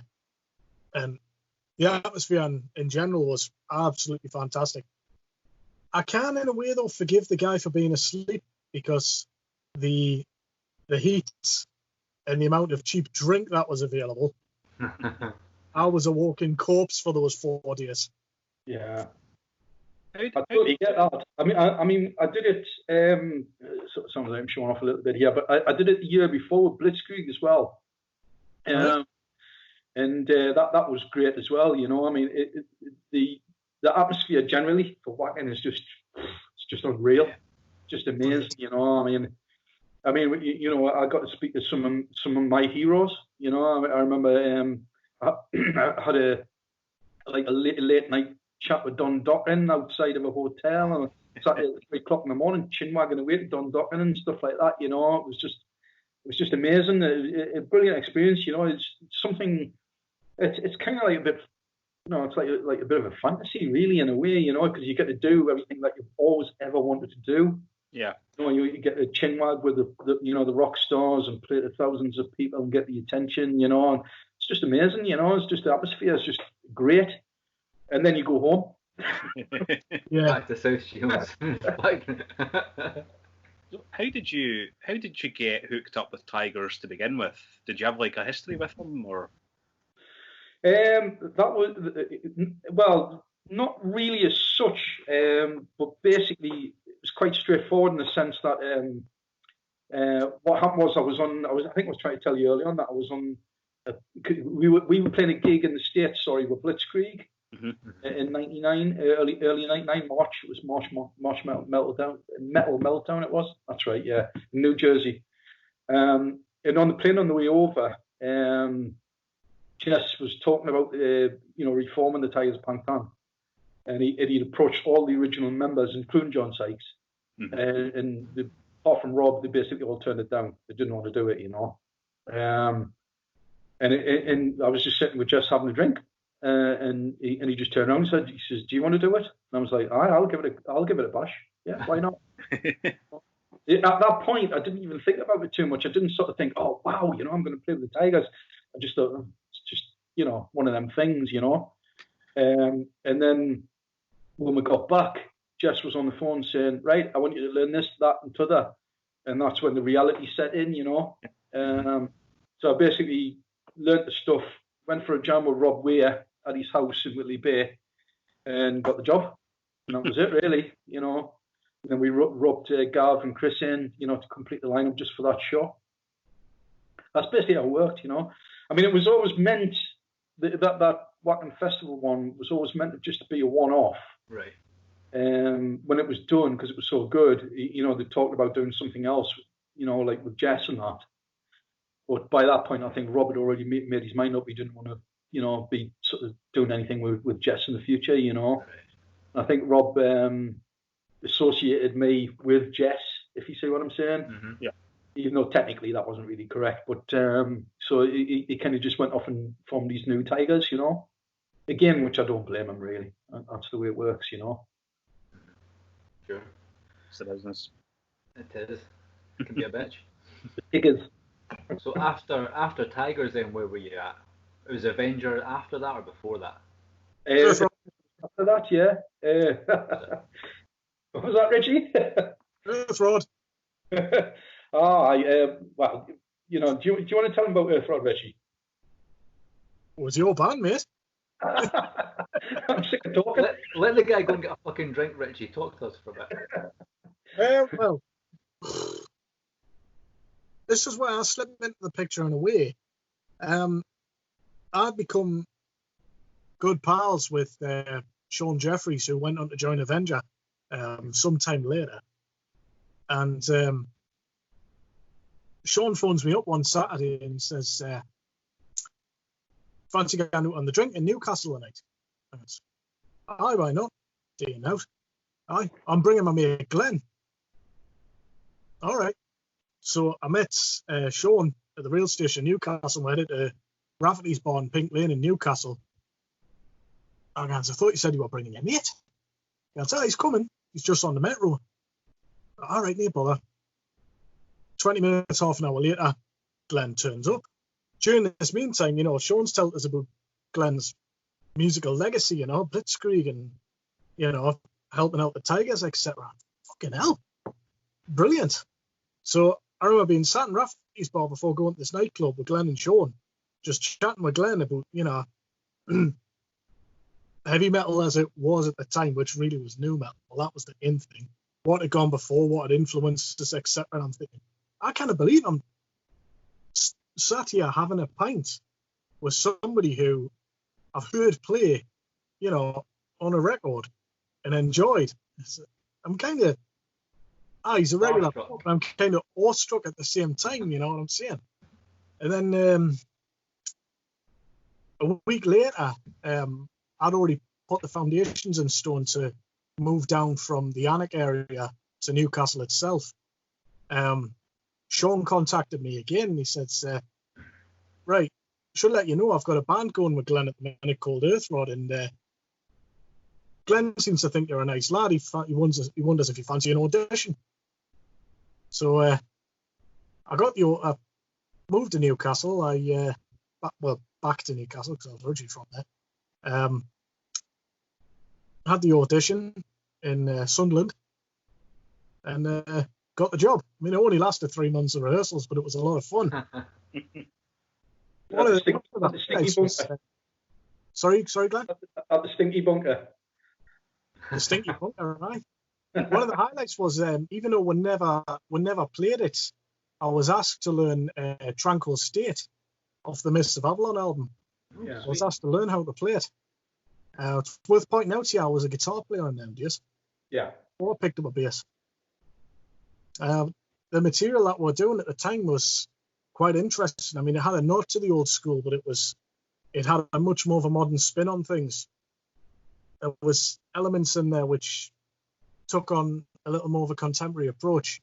There was the tuning involved, and more of an emphasis on groove rather than trying to make it old school. You know, we're trying to keep the riffage old school, but we were trying to sound modern at the same time. Yeah. If you want to hear what it's like, somebody's uploaded it online. It's on YouTube, I think, is it? Yeah. I think you can find it. Acts of God and Screaming in Digital, which Glenn did up the guitars on, but even though it never got to a gig, when it came to live rehearsals, it was me and Sean Jeffries who were handling the guitars, and Glenn was yeah. It was an odd situation, the Earthrod thing, because it wasn't really a band, if you know what I mean. Because it was basically a studio project that me and Mark Hancock were doing, and we were recording in his kitchen, you know. Yeah. And but we tried to, I tried to turn it into a band because I thought it would be, a good idea to turn that into a band. And I've been honest with you, Richie, we tried a few times to do that, but we just can't get a drummer to do it. You know, there was just no drummer that could do it or wanted to do it. You know, and I don't mean that, as a negative thing. It's just that is just the way it is. You know, I think it's a bit of a shame in a way because I would like even now I would still like to do Earthrod.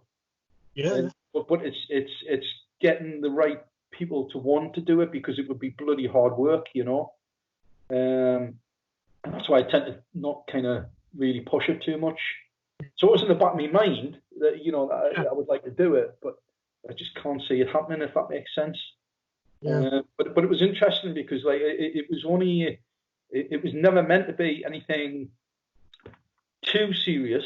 It was always meant to just be a project for me and Mark just to hammer some stuff out, just to get out of the system, really. But people seem to quite like it. So, that's the reason why we tried eventually to try and get a band to go with it. But it just didn't work, unfortunately, which is a bit of a shame, It got a quite a good review in Terrorizer magazine. It got a 7 out of 10 rating. I remember reading it. I've got a few reviews knocking about off that. Excuse me, when we sent off CDs and tapes and stuff, and it always got a good review back off it. I was never hammered by anybody for being, nobody ever said it was crap, and that was a good sign. It was a good sign. I mean, it doesn't mean everything, but it was a good sign. Yeah. So it's in one way it's a shame it didn't happen, but I can kind of understand why it didn't, if that makes sense. Of course. But I think Sorry, mate. I think the material there had a lot of potential. I mean, it was MIDI drums and amplifier simulations, etc., on the guitars, etc. Yeah. And I think that material had you put in I mean, the guitar work's stellar, and your vocals are fantastic on it. I think that material had a lot of potential, and probably would have made some form of impact at the time if it had been picked up and properly produced, etc. I think that material had some, I mean, I've seen, like I said, the 7 out of 10 review in Terrorize magazine. I've seen bigger bands, multi-platinum selling albums that have got lesser reviews than that. I'm not saying journalists are always right, but a magazine like Terrorizer, which, despite the fact nu metal was popular at the time, was quick to rip up bands like Korn, etc. Yeah. Champion and Earthrod. There was definitely potential there. Yeah. I mean, there was a couple of things. It's just a personal thing, but I mean, there was some of the guitar playing on some of the Earthrod stuff is, in my opinion, some of the best I've ever done. It's my one personal opinion, and something everybody else can think what they want. But like, I mean, the one, there's one solo in particular that I like, and when I listen to it, I listen and I go, "Fuck the hell is that me?" And I think if when you have that reaction to your own play, I think that's a really good thing, because there's stuff I've recorded and I listen to it and I go, "Oh, okay," you know what I mean? But I really like some of the stuff on the Earthrod stuff. But I tell you, we're going to actually move into the Avenger thing anyway. But when I joined Avenger, basically Avenger was just like reforming. Essentially, I helped Gary Young put it back together again. It wasn't too long after that. And we eventually did a tour with Y&T in 2005. We toured the UK. And I remember us playing at Nottingham Rock City and small Y&T. But Gary Young, the drummer from Avenger, he loves the Earthrod stuff. Yeah. And I didn't realise that he'd actually learnt the watches, Wow. So I said to Liam Thompson, obviously, who was the mainstay guitarist in Avenger, I was like, shall we learn the watches, like relearn it sort of thing, and have a jam. And he was like, "Hi, let's give it a blast. Why not?" So we did it at the Nottingham Rock City in a sound check and played it properly all the way through. And honest to God, you should have seen the smile on my face after that. That was just amazing. And what I remember was, and I'm not just saying this, honestly, I'm not. But what I remember is we did the watches, and there was all these people starting to come out the bars to watch us. It was really, really good, I mean, I thought, I'm onto something here, but again, it never happened. So what's the thinking behind it? Not like, do you mean that finding a drummer to do it? Is it just because it's all MIDI and you've thought of it from a guitar player's perspective, and a drummer couldn't physically do it? Is that what you mean? I kind of realised, obviously being, sensible and realistic, I realised that a drummer wouldn't be able to do exactly what was programmed, because some of the program on the drums, I mean, I didn't do it, and like I realised some of it was just ridiculous, Mm-hmm. I'm sure there might be some drummers that can emulate that live, but generally speaking, I realised that drummers wouldn't be able to do that, and I expected some compromise along the way, but we just couldn't get anybody to stick at it. It's the honest answer. I mean, we had I was talking to Richie earlier about Harry and Simon, who came down, and they just didn't want to do it, because I think they felt that it was just too much like hard work, and without having like a deal and behind us and for them to make money out of the band, I don't think they were willing to take that risk, which is totally understandable. A lot of hard work for very little comeback, payback. But then 2005, 2006 is very different to how it is now. I mean, I think people now don't even expect to get money out of a band. Like, it's not even, like, if you join a band now, if you join a band to make money, you're a fucking idiot, because there is none. You join a band because you love the band, but there's no fucking money anywhere. If there is, we ain't seen it. That's fucking sure. I don't know, like I'm sure I saw Stu driving past my house the other day in a Ferrari, like. But no, it's Stu who does all the business in this band. Was it one of those ones that you get for your kids? That fucking you charge it up at night. Yeah. That was a pedal car. Yeah. And a Ferrari sticker on it though. Aye. Ferrari body Fiat engine, that fucking sums up our life, that does. Oh. I'm deviating from the subject here, but you know, it's unreal how many twats I've met in my lifetime who do stuff like that. They'll buy like a Toyota MR2 and they'll stick a Ferrari body kit on it. And there was again, we're totally digressing here, and this is kind of what we do, but there was an episode of Top Gear up a wee while ago where they did that exact same thing you're talking about, Richie. Like the Ferrari kit bodies on top of it, and just to see how long it would go. It didn't go very long. It fucking fell apart pretty quick. Yeah. It's a good if that's a metaphor, and I know we're not intelligent enough to do metaphors, but if it was, it'd be a fucking good one. It really would. If someone can do some sort of meme with that, knock yourself out. Ridiculous, man. Ridiculous. So sticking with the theme, let's move Absolutely. on to Avenger is next. I'm trying to keep us on track here. I think I'm doing a fucking good job. We're not digress too much. So Avengers after Earthroad. So what are you, 2000, what, 2006, 2007? Yeah, 2005.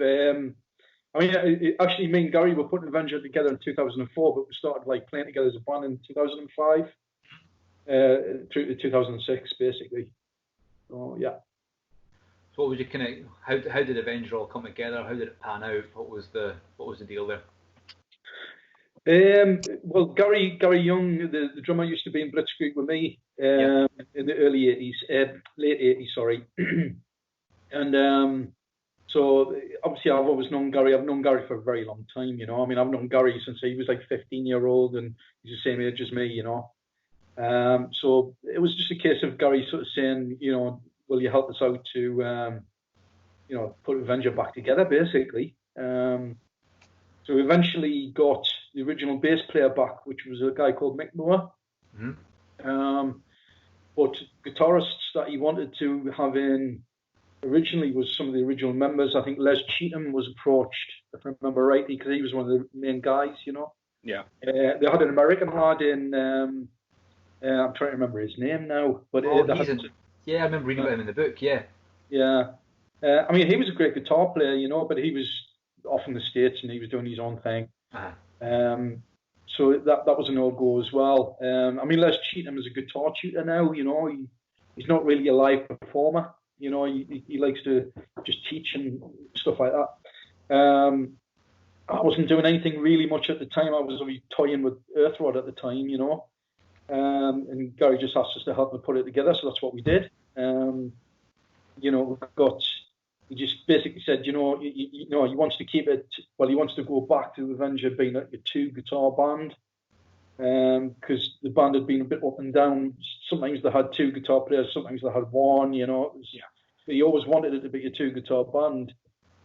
So he just asked me to find another guitar player, you know, and that's when I brought Liam Thompson in. I knew Liam, so I brought him in. And it was wonderful, you know. I mean, me and Liam still get on like a house on fire, you know. It's one of the best guitarists I've ever worked with. It's absolutely fantastic, you know. Really good experience, actually. I mean, the tour with, I mean, we did some gigs in Germany and stuff like that, but the tour with Y&T was just one of the highlights of my musical life, basically. Yeah. I'm a massive Y&T fan, still am. And I was completely utterly starstruck, you know, when we were doing the tour with them. I remember the first night that we, or the first day when we went to sound check, and I was just like, you know, I was too frightened to say stuff to them, you know. It was, I mean, obviously you soon get over that, but it was just amazing, you know. I mean, they're actually really nice guys as well, you know. They're just quite down to earth and really quite canny, you know. But when you watch them sound check, fuck, what a band they are like. They're totally, utterly amazing, you know. When you get to see it, you know, raw as well in sound checks, you realise how good they are, you know, without the effects and everything put on. Sound checks sort of the men for the boys. We always say that. I remember when we saw Blaze Bailey sound checking with Wolfsbane. Fuck, that was amazing, man. It took like 5 minutes. Yeah. This is my low range. This is my high range. That's your range. Sort it. And off he popped. Fucking amazing. Well, there was no arsing about with him. There was no and ah. He's just straight to the point. He's from one part of the stage to the other. He's like, right, okay, I want you to eliminate the feedback in this section, blah, blah, blah. Bloody hell, man. How pro was this guy? Proper. And then Diamond Head were the same, remember, at the Bell and Jail. They were just... Yeah, Fleming. Well, you just went in and, obviously, taking our shit in. And then here and then, like, Brian Tatler whapped on the V and just hit those chords, and it was just like, fucking hell, man. But nobody else can sound like that. Doesn't matter what rig he's playing through. Like, it just sounds like him. Yeah. You don't get players like that now. Players that sound like that individual. Jumping back a little bit to Y&T, Dave Meniketti's one of those guys. He's such an underrated guitar player and songwriter and singer. Like, why has he never been heralded as one of the all-time greats? Because he really should be talked about in those kind of terms. Dave Meniketti is so good. It's funny you say that. I mean, when Y&T, they'd done their first gigs in the UK for well over a decade in 2003 when they'd done that tour with Whitesnake and Gary Moore. Yeah. And I recall before the gig going out for a few beers and trillions and bumping into a lot of people who I knew who were all going to that concert that night. And I said, I got to see Whitesnake, aye? No, I got to see Y&T. Just about everybody I spoke to prior to that gig said, no, we're going to see Y&T. Yeah. Here's the best part. After the gig, they had a party for ticket holders only in a section of the venue, and Y&T went to the party. Yeah. My ex-girlfriend's got a photograph of me and Dave Meniketti somewhere. Oh, excellent. This is probably quite tricky for them to be big in Newcastle with the name, though. I would imagine it would cause problems. Y&T, Y&T, like it would be tricky. Y&T. It's I mean, Y&T was always one of my favourite bands, like right from an early age. But they're very popular in the northeast as well. They've got a very, very strong following in the northeast. I remember I actually wasn't at this show, but I pretty much go to see Y&T every time they come to Newcastle. Yeah. But I wasn't, for whatever reason, I wasn't at this show. But they played a gig at the Academy, and strangely, Dave Meniketti lost his voice completely. Apparently he quite literally couldn't do anything. I mean, it was just like, and needless to say, obviously he came on stage and couldn't sing a bloody note. I mean, it happens to singers every now and again. It's happened to me once as well, and it's terrifying when it happens, but it does happen. So he's standing on stage and he's not being able to sing a note, and apparently the whole of the crowd of Newcastle just didn't care. They just sang the songs for him. Yeah, I mean that's the amount of support that they've got. I mean, in other places they would have been bottled off. But it's. I mean, take it from me. I mean, not only are they amazing musicians, but amazing guys as well. Honestly, a very special band in my opinion. I mean, when we were touring with them, Leonard Hayes and Phil Kennemore was still alive then as well. So, I kind of got to see and interact with the kind of original lineup, if you like, as well, which was a bit of a thing, But going back to one of the points, I mean, I have no idea why Dave Meniketti isn't classed as a guitar god. Yeah. I mean, he's a good singer as well, I mean, he's one of the best singers around. It's just unbelievable. We talked a couple of episodes back about guitar players who were in line to possibly play with Ozzy. I'm fairly sure Meniketti was on that list as well at some point. Yeah. I don't know where in the history. Maybe like before Jake. I think you might be right. That rings a bell with me actually from Bob Daisley's book. Possibly, yeah. I think it might have been in Daisley's book. It was something like after Randy. I think it was around the time when Jake got the job. I think it was around that time. But that would have been an interesting combination. Well, I mean, I've just been watching the Y&T sort of documentary. You know, the show goes on. Excuse me, and it does actually mention it in the documentary that he was asked, apparently, but I think he was only asked for an audition. I don't think he was like given the job per se. Yeah.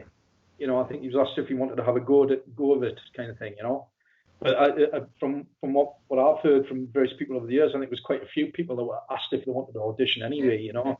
So, you know, there's probably about 1 million of them out there that, you know, haven't even spoken up yet, you know. I mean, there's Jake Lee was on about when he got the job. I mean, George Lynch was up for the job as well. Yeah. And he was actually in the room at the time when Jake Lee got the job. That story is brutal. That is a brutal. It really is.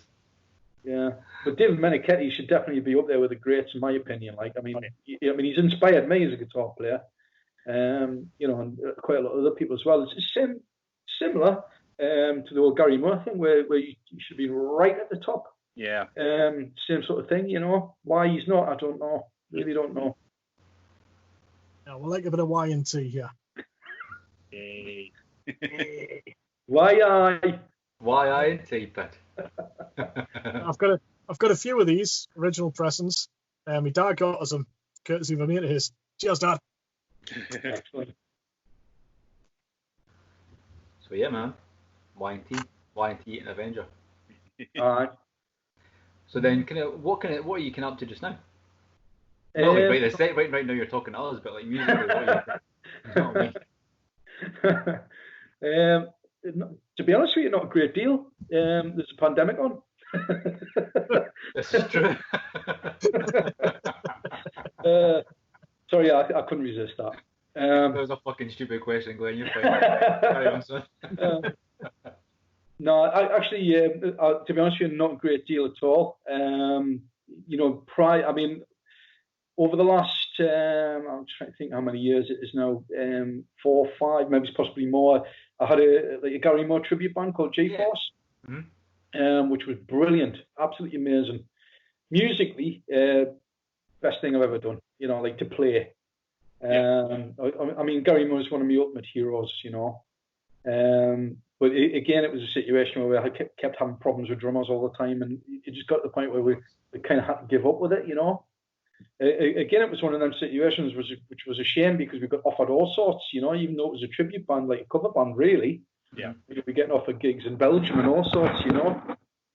But you know, it is what it is, and if you kind of keep it together, that's the way it is, you know. But that ended, and I pretty much haven't been doing very much since then.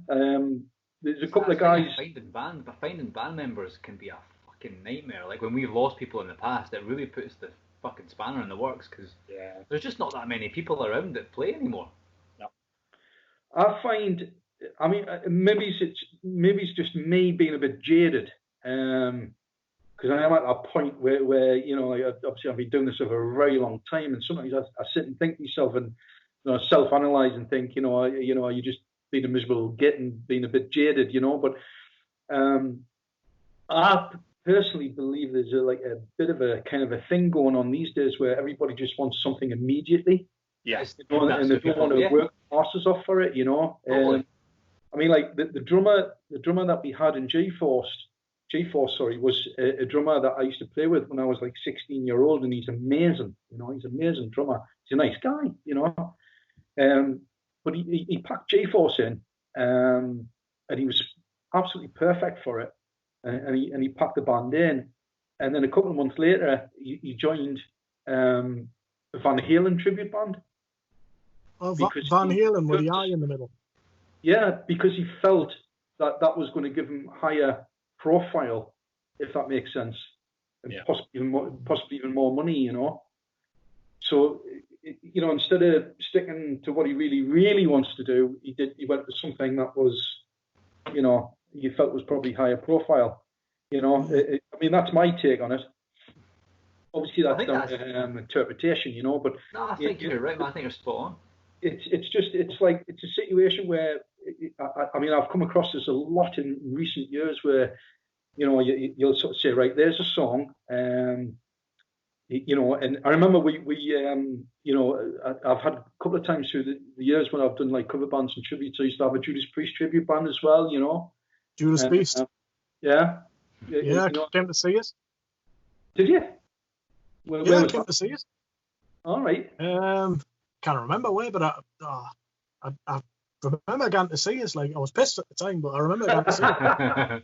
Judas Priest tribute band. Glenn's it. I'll go and see that. All right.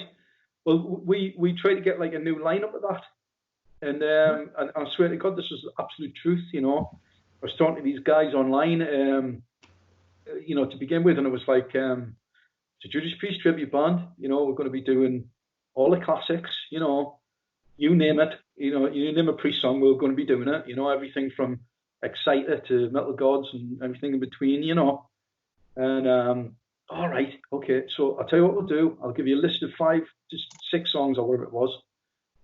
You learn them, and when you've learned them, then you come back to me, and then we'll arrange rehearsal. Yeah. Sounds sensible? Yeah. Better than work though. Yeah. Anyway, so me and the bass player at the time, that's what we arranged. So I think it was about 3 or 4 weeks later. I was like, "How are you getting on with the songs?" Yeah. Oh, great. You know, I've got them all nailed and blah blah blah. It was another week or 2. I no bother. Don't worry about it. 2-3 weeks later, how are you doing with the songs? Yeah, I've got them. I've got them nailed. They're nailed down. I can play Painkiller, no bother. Right. Okay. Got him in the rehearsal room with the bass player. Couldn't play one song. Not one song. Familiar story. Swear to God, he couldn't even do Living After Midnight. And I can play that, and I'm not even a drummer. For the number of times I've been through that, you know, when I've tried to put a band together, especially since I moved up here prior to joining Tantrum, you know, musicians, etc., how are we getting along, etc., blah, blah, blah. They turn up a rehearsal, and like I said, for the amount of, if I'd have quid for every time this has happened, well, I wouldn't be a millionaire, but I'd probably have enough for a new kitchen. Well, that's what I was talking about being, excuse me, like possibly a little bit jaded by everything, you know, because you get to a point where, you know, some of the big, you know, name bands I've been in, and you know, like the pub cover bands or tribute bands that are, you know, that you're dealing with, and you have to deal with these people all of the time. Nobody can be straight with you these days for some strange reason. You know, you say to them, "Do you want to be in a Judas Priest tribute band?" Yes. Can you play a Painkiller? Can you do this? Can you do that? Yes. They're lying to you straight away. So instead of turning around, oh, I cannot. No, I don't think I'll be able to manage that. I would respect them more for that than dragging me down to a rehearsal room that I've got to pay like 25 quid for or whatever it is for them to waste my time. People you know like I mean? people like just your biggest belief, you know. Folk like the idea of being in a band, but the idea of putting the work in seems to be a stumbling block for a lot of people. You know, we had that before Richie joined. Remember, there was someone who'll remain nameless, but we'd said like learn a couple of songs or whatever, and they came up, said they'd learned it, and sure enough, hadn't fucking learned a thing. We had a couple of those. Yeah. Well, I'll just wing it on the night. You can't fucking wing it. It just doesn't work like that. You're the bass player, Like, or not the bass player. Maybe it wasn't. What keys it in, and you're like, what do you mean what keys it in? You're supposed to know the song. You shouldn't be asking me that before you're about to play it, like, you know. Yeah, you can't just plod the fucking E string the whole night. You need to fucking vary a little bit. It's amazing how these people think. I mean, on that subject, how the hell, right? Bass players. Lazy. I know they are, and I am as well. But at least I do put a little bit of thought into what I do. I feel to get these bass players right. They're more than likely failed guitar players. They've picked up a bass because it's allegedly simpler, but they don't think. They don't understand keys, locking in with a drummer, emphasis, pushes, groove. They don't understand it. But that's because they think like a guitar player. Mm-hmm. A failed one. You can't think, if you're a bass player, you can't think like a guitar player. You have to think like in between a drummer and a guitar player. Mm-hmm. Yeah, it's percussive as well as rhythmic. You know,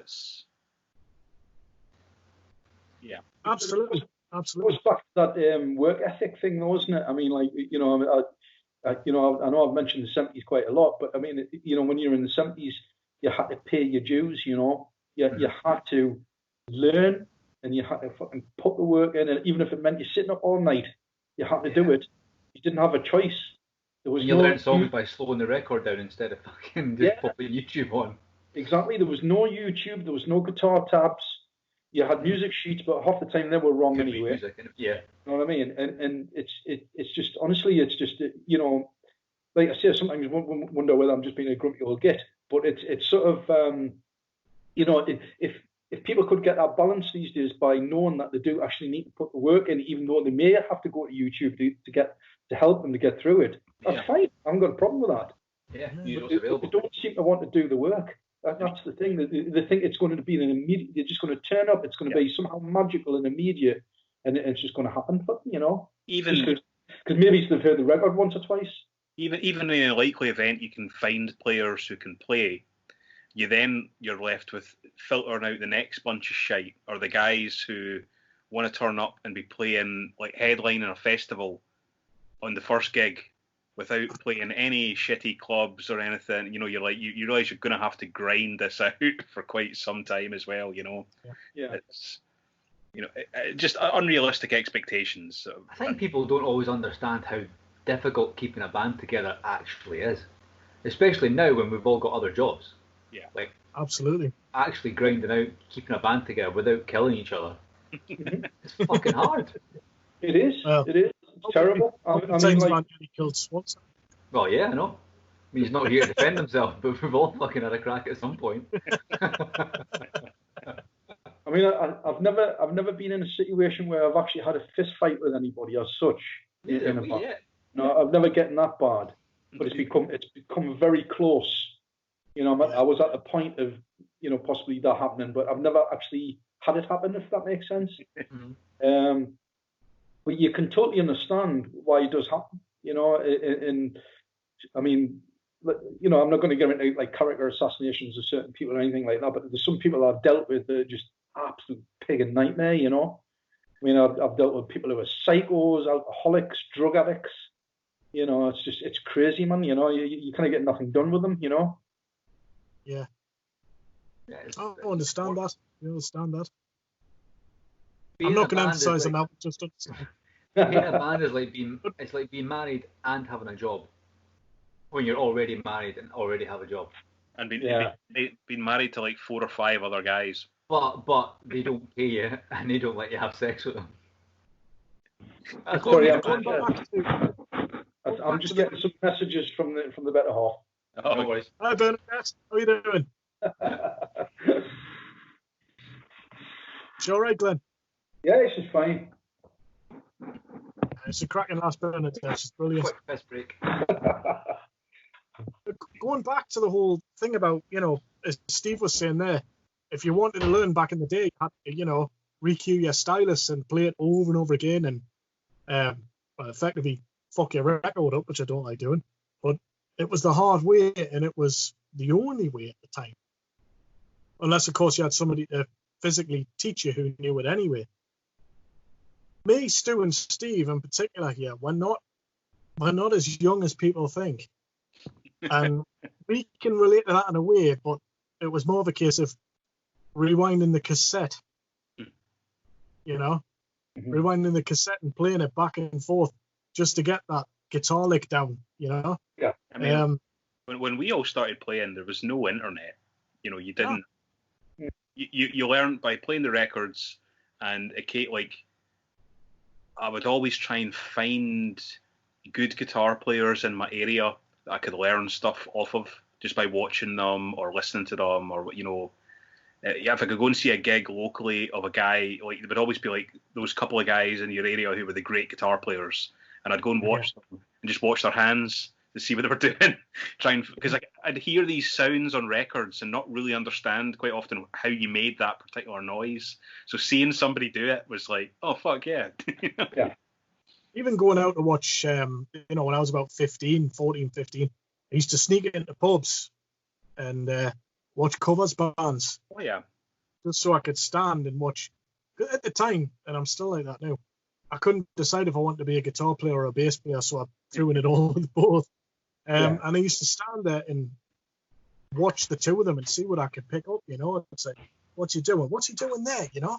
There was no immediate online resource for getting what you wanted, which is what the current generation have got in the form of Ultimate Guitar and YouTube. And does anybody remember Olga? Yeah, that rings a bell. Just the online guitar archive. Just the toy singer. That was the ultimate guitar of the 1990s. And you had to wait like 10 minutes for the page to load. Yeah. So you fucking You had to forever be learning quick as well, because because if someone picked up the phone, you were fucking kicked off the internet. People would tab things in Microsoft Notepad. They would make a tab, they'd draw it up, they'd upload it. And at the time, some artists were so anally retentive about tabs of their music being available for free. I'm not going to mention anybody in particular. That they will be taken down within a matter of hours. Still do that. So you had to be quick. Yeah. I do not remember Olga at all.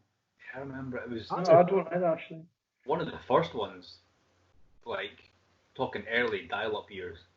The only Olga I'm familiar with is the toy dolls, and that's it. Here's a bit of trivia for you. Are you still there?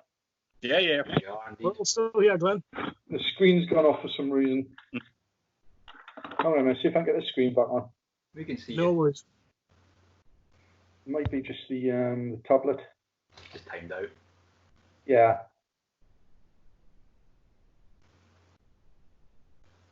Yeah.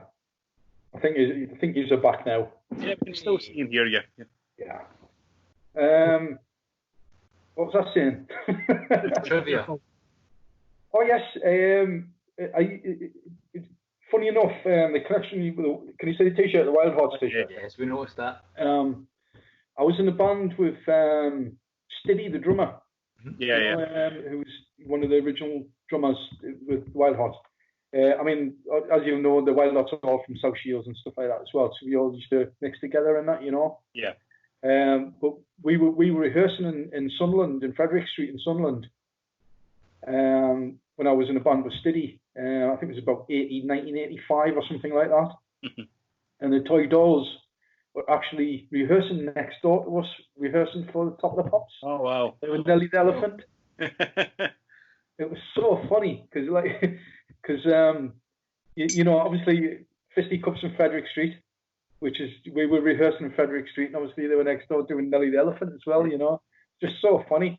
We used to just pack up and kind of just sit and listen to them. You know, I mean the Toy Dolls are great, like great band. You know, I'm still kind of gutted. I was supposed to see them do their 40th anniversary tour, I think this week. I think it's supposed to be the Edinburgh show, and it's been postponed till like next year. So hopefully I'll still get to go, but I was looking forward to that. Yeah. Great band, really underrated. Yeah, absolutely. He's an insanely good guitar player. Insanely good. Brilliant guitar player. Yeah. We're tangenting a wee bit here, so like, Steve, always do.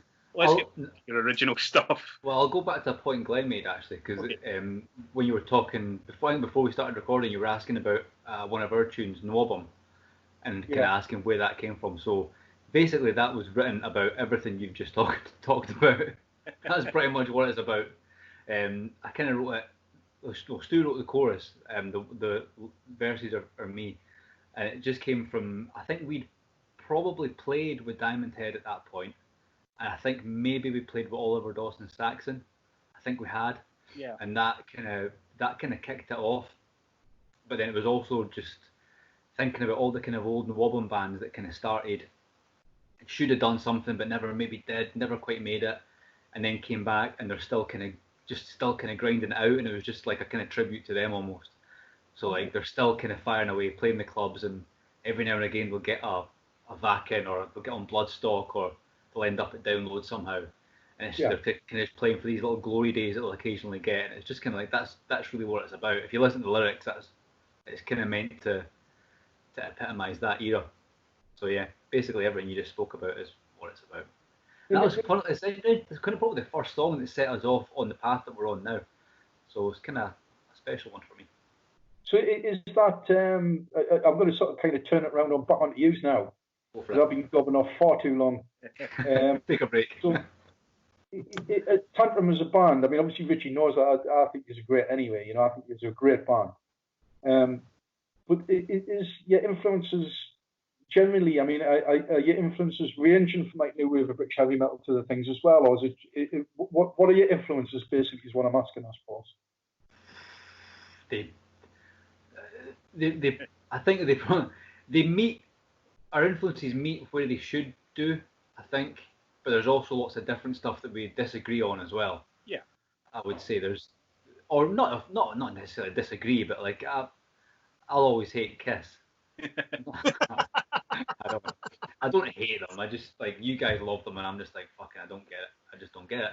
And there's other bands that are like that. From my side, I'll veer quite into the extreme end of stuff, which these guys won't necessarily get. You know, if I'm like, listen to this Celtic Frost record, they're like, nah, don't fucking get it.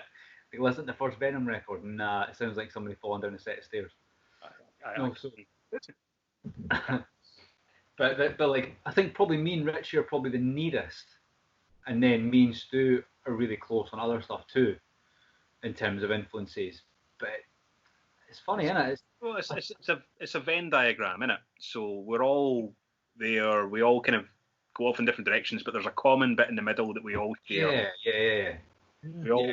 When you take what's just mentioned, then really, I know Billy does go out of his tangent a bit, but Billy's a glammy.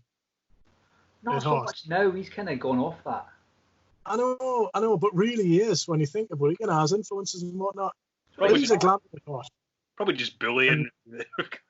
We bully Billy. And well, not playing any more fucking Poison records. Shut up. You can never put Stephen Swanson in a bubble, can you? We fucking should put him in a bubble. I mean, one minute he's listening to Motorhead, the next it's Aerosmith, the next it's bands that make me choke when I want to say their names. You know what I'm saying? I think we listen to enough. I don't know. I certainly listen to some stuff that's not necessarily what you call metal. You definitely do. So. I will. So I mean, I think at heart we probably are closer to like the new wave of British heavy metal, like how we are. We may not necessarily sound like it all the time, but the kind of heart of the band is that. Yeah, I mean, we all love Maiden and Priest and Saxon and, you know, Lizzie, you know, Gary Moore, the Wild Hearts. There's just bands that everybody gets, I think, really, you know. And I think even more just the attitude of the band, not even thinking about the music or what we're listening to, just like I think the thing about the NWOBHM was it was very much a DIY ethic. It took a lot from the punk era. Yeah. Like, we're going to put our own 7-inch singles out, fuck the labels. We do have very much a punk ethos, I think, you know, it's... And a fuck you ethos. We don't fit in anywhere, like, in terms of local scenes, we don't fit in anywhere. There's no bands up here really that we can connect to or relate to. We're kind of on our own a bit with what we do. We probably should go move to Germany. We'll gig with our bands on the current Central Scottish scene. We do gig with them and we'll draw their respect and we'll give them respect, etc. But musically, we are poles apart from what else is out there at the moment. Yeah. We're kind of lucky in that respect because, like, everything we write has a strong emphasis on hooks and choruses and stuff. So, like, we always try and make songs that are sing-along songs, you know? And that's been enough that the casual rock fan who maybe isn't into the more NWOBHM style metal-y stuff, if there's a hook they can sing along to, they're kind of happy, you know? So it's let us slightly kind of explore the more mainstream rock circuit, which we probably couldn't have done if we'd gone down a more metal road, kind of road, you know. So it's luck probably is more than anything else. It's blind fucking stubbornness is what it is. It's a refusal to go away. That's all it is. Just fucking banging our head against a brick wall constantly. We just keep banging. Fucking get there eventually. I think, like the way you've explained, that's really good because I think in a way you're sort of saying that you're not like sort of like following a trend, and I think the best bands are the bands that don't do that. It doesn't always make them popular or rich. Yeah. But it does probably make them better. I mean, just if you talk about the Wild Hearts, for example. I mean, there's a band that you can't nail down really. I mean, you can to a certain degree nail them down now because you know what they're about. Yeah. But if you sit and try and analyze them, I mean, you can't really because they're a bit of punk, they're a bit of metal, they're a bit of pop, they're a bit of this, a bit of that. And they've even got some psychedelic stuff going on, and it's just, to me, that's the best kind of band, personally. But I mean, if you've got an identifiable sound or whatever the word is, if you've got identifiable character as a band, I think that's what it's all about, really. Because when people hear you on the radio or see you play live or whenever they go, right, that's Tantrum, The Wild Hearts are down the road. Because like the Wild Hearts are one of those bands who every album they've ever done sounds totally different, but it still sounds like the Wild Hearts. And exactly. You got something from like, you take like the early EPs or Earth Verses, and then you look at like Endless Nameless. They're like poles apart in what those albums were, but they still managed to sound like the Wild Hearts. Yeah. Exactly. Yeah. Was there another name we can scratch off the list because we did a festival with them last year, which was rather enjoyable. It was good. I didn't. Very good. I was having babies. Yeah. Well, I was having babies. Is that the one that you were telling me about when I saw in Edinburgh? That's right, Glenn. Yeah. Call it the Wild Festival in Lincolnshire. The Wild Hearts headlined this Saturday night, and we were on the second stage in the late afternoon. Had an excellent gig, didn't we, Stu? Even though we played as a four-piece because Steve had just become a dad again, so we just went on as a four-piece. Right. The only gig we've ever done with one guitar player, I think, in it. Yeah. Yeah. Well, since I've been in the band, definitely. That was weird for me. For me, that was the strangest gig I've ever played because I was like on my own, And we rely a lot on two guitar stuff. Like even when we're just playing chords, we're playing a different chord each, probably. Yeah. So I had to kind of like almost rewrite some of the songs on the fly to try and flesh them out. Not something I want to do a lot of. So don't ever miss any gigs again. Don't worry, that's getting chopped off. We're done. Well, because you and Swanson travelled down in your van, and me and Billy went down in his car, we had it all worked out. We just said, Van Halen, Billy, me and you will just lock in as tight as possible, all right, and we'll just give Stu the freedom of the roost to do what he wants, and he knows he's got the rhythm section to depend upon at the back. It was a fun gig. It was an interesting gig, because it became slightly more of a challenge for me, particularly, I think, and I just enjoyed the challenge, quite frankly, of trying to fit the sound of two guitars into one. Without a harmonizer pedal. Yeah. So I had to pick and choose the different parts I played, and so I had to play some of your parts and some of my parts to try and blend it to make it sound like a song that was missing a bit, not missing a bit. Deviating from the business side a bit, but the thing that makes me laugh the most about that festival was after we were finished, we'd done that interview, and there's no shame in it. We all like a bit of a drink after a gig, if it's feasible. Yeah. And no more than our singer. However, our singer went to bed. He did. Well, it was probably a good decision on his part, let's be honest. Let's give the man credit for making a sensible decision. Well done, Steve. And of course, the remaining, he did come and join us a bit later, but because I don't think our drummer made the same decision, did he? He made a different decision, I believe.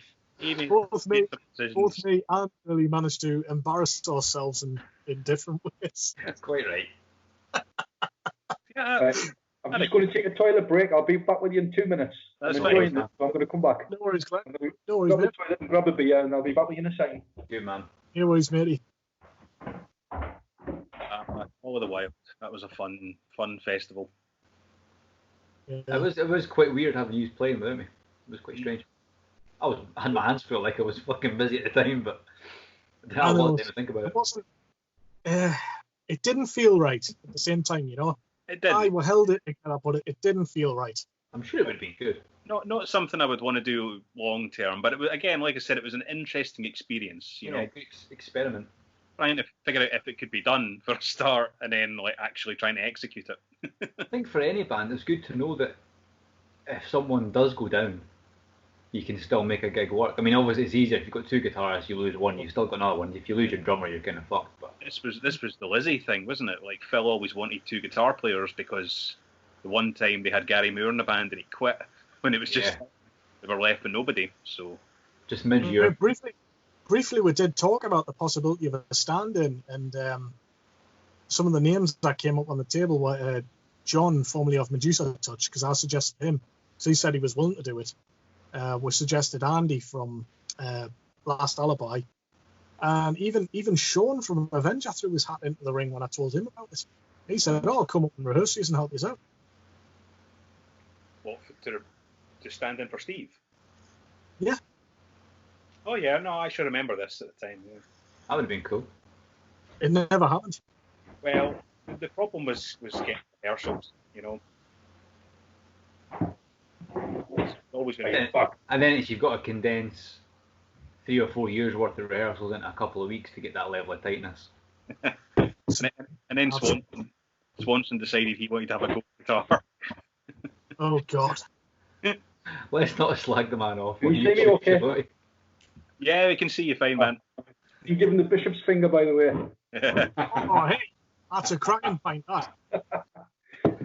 In a very positive way, may I add. Remember. Do you know, I remember for my 20th birthday, me and my dad went to London for the day on the drink. Bishop's finger. I did. Because we found this pub near Paddington Station, and they had Bishop's Finger on draft for £1.50 a pint. Get away, oh, great. Which in 2003 was absolutely rock bottom for London prices. Oh, yeah, fucking hell. Aye. Everyone's Aye, excited. so That there on my 20th birthday, I got the Bishop's Finger. Just one. And it was stripped as an What are you doing there? It was a whole fist stretching, wasn't it? stripped as an apple, and it was great. Oh, it's lush stuff, like. It's really nice. 5.4, apparently. Ah, it's strong stuff, like. Yeah. So what's next for Tantrum, then? It's a bit weird, isn't it, for any band just now? All plans are derailed. Yeah. So who knows? Next was an album, but when that's going to happen? It'll happen at some point. I mean, we've got the material there now, so it's just a case of getting in to get it rehearsed and recorded now, really. Yeah. There's enough there to do. It's just a case of waiting for everything to open back up again, really. Yeah. Yeah. And then rehearsing like nuts because we'll be sloppy as hell.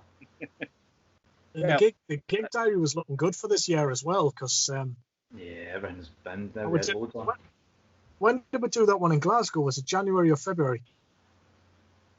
What, that last gig we did? Yeah, the one with Last Alibi in Audio at Glasgow. When was that? I think it was January, by the way. January or February, aye. It's January or February. Anyways, I had 3 in April, including Newcastle. We had one that was supposed to be last weekend. It was a festival in July booked, I think, wasn't there? We were booked to play a festival in 2 weeks' time in the Midlands. However, the festival got kicked before the announcement. Yeah. What was that? May the 24th, we were booked to play a festival.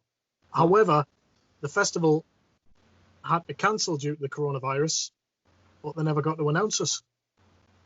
I don't even remember that. Because remember, I was due off night shift, so I was going to sleep in the van. Oh, yeah. I do remember. June was empty. Oh, yes, July was full. Remember now. Gig you're talking about there, and it's now just up to me. Oh, yeah. Yeah. It'll be interesting. It'll be interesting to see if, because that festival's getting rebooked for next year with the same acts, and it'll be interesting to see if we're on it. Yeah, true. Yeah. It's interesting to see just in general what bands are going to do when this all happens. When it's cleared up. Suspect. I don't know if Richie mentioned it, but I tried my best to get you on Stone Dead. Like, I don't know if you remember that. Yeah. I think with a lot of these festivals, it can be hard to get onto. Yeah. There's just so many bands. I mean, it was. I mean, I was the one that brokered the deal for the Tygers at Stone Dead. So I tried to sort of kind of get you in on it as well, if you know what I mean. But Chris wasn't having anything to do with it, like, so. It's much appreciated, Glenn. And at the same time, I do remember because you're messaging me saying, "I've put your name forward for Stone Dead." I noticed on the Stone Dead page they were promoting us for a short time, so there was definitely an interest there. Oh, maybe good. not this year, but who knows what will happen in the future. Yeah. Well, you never know. You know, I mean, like the guy, the main guy that runs it, Chris. You know, essentially he's like a mate of ours, you know. Mm-hmm. And so, but the thing is, Chris is his own man, you know.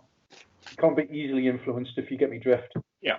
But you know, I do my best, you know, buy him a couple of pints, you know, trying to get him warm him up a bit. But it didn't work. It didn't work for this time. I mean, it'd be interesting to see whether Stone Dead even goes ahead this year. You know, I don't think it will.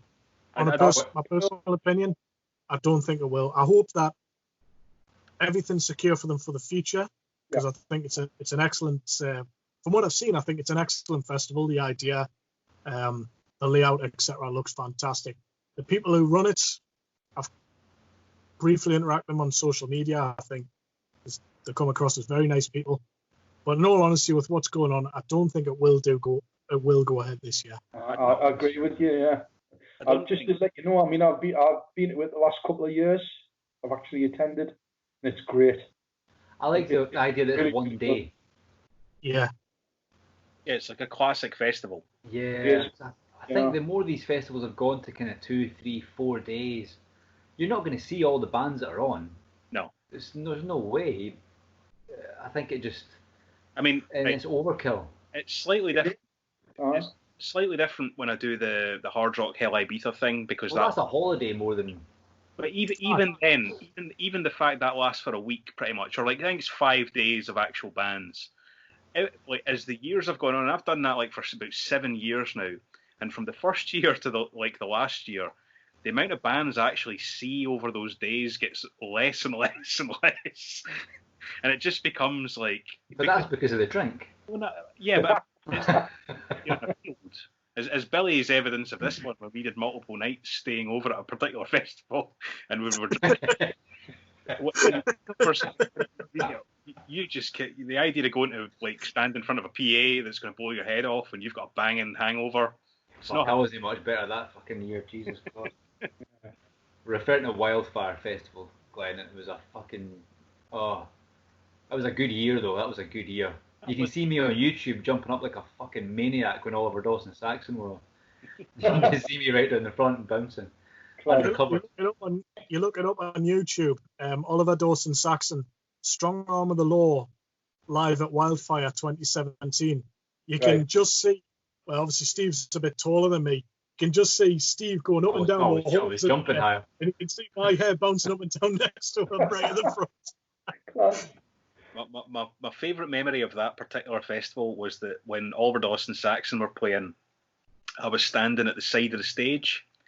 So I was off to the side of the stage, right beside Graham Oliver's amp when he was playing. And at some point in that, because we'd only played with him we just played with him like a week before in Edinburgh. It was I think it was on the same run of dates. So it was like No, you guys played with Oliver Dawson Saxon outright. Richie was in the band. Oh, he wasn't first. Nah. That was still Eric. It was like the year before. It was a month before I joined the band. You played Wall of Dawson Saxon. Yeah. We played with them, and then when they came on stage, when they walked past, Graham Oliver was like, he came up to me and he's like, "All right, son, how you doing? It's nice to see you again." And then as they were in the middle of the show, I think it was Motorcycle Man or something they were playing in the stage in Wildfire, and he turned to me and asked where his brother was, who was like the roadie or the manager or something like that. If I could go and find him to get him, bring him a cup of tea. And I thought that was the best rock and roll story I'm ever going to get. That's amazing. It's right up there with playing Peekaboo with Brian Tattle. I remember that. That was funny. That was good. That was good.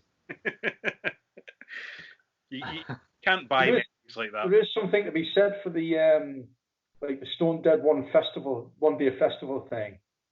You know, I mean, like the last 2 years that we've been, I mean, it's great. You know, you just go down to the site. Yeah, I mean, you're there all day, but you can kind of last a day. You know. Yeah. Even when you're hiding the drinks down, you can still last a day, and if you can't, then you can't. You know. Yeah. But there's something to be said for that, because not only that, you get to see kind of the bands that you want as well. Exactly. And because the way it's situated, because it's basically just at the end of a field, and the field is kind of oblong, if that makes sense to you. Mm-hmm. You know, you can't really get away from the sound. So if there's a band on and you're not bothered about watching them, you can still hear them and still see them from the other side of the field, because even though it's like fairly big, it's not, you know, we're not talking Castle Donington size here, you know. Yeah. So it's really quite cool, really.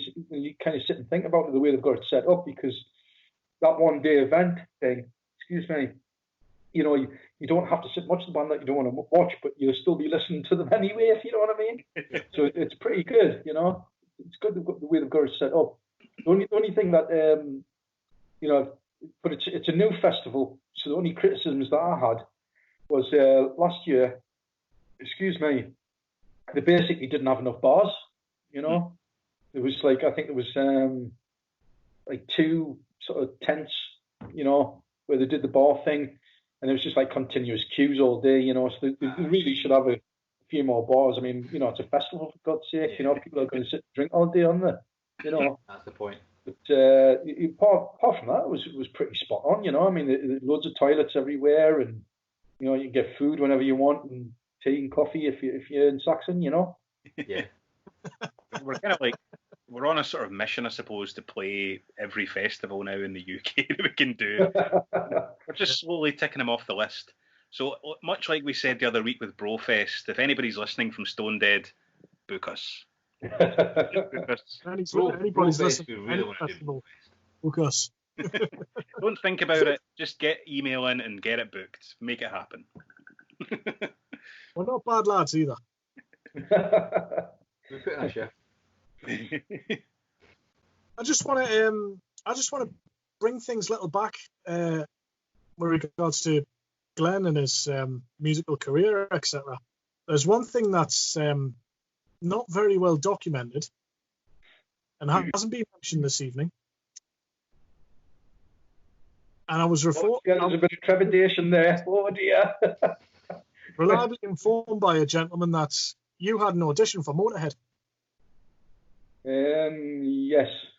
Oh, breaking an actual news story. A long time ago.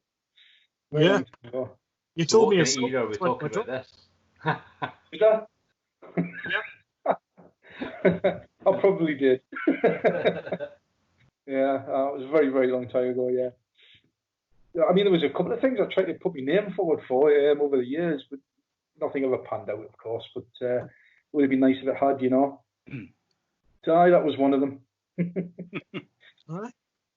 It was round about the time when they decided to just stay as a 3-piece, basically. So it was never going to get a job anywhere, if you know what I mean. So that'd be when Wurzel left then.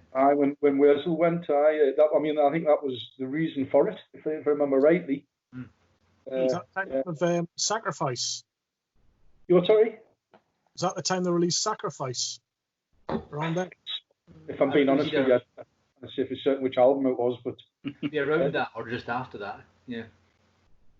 When Wurzel. you know, you sort of bump into people over the years, and you say things to people, and you know, the people remember you, and you know, your name gets passed on, you know, and it's nice when that happens. But you know, it either works or it doesn't it? You know. Aye. So, wish it had. Yeah. That would be nice.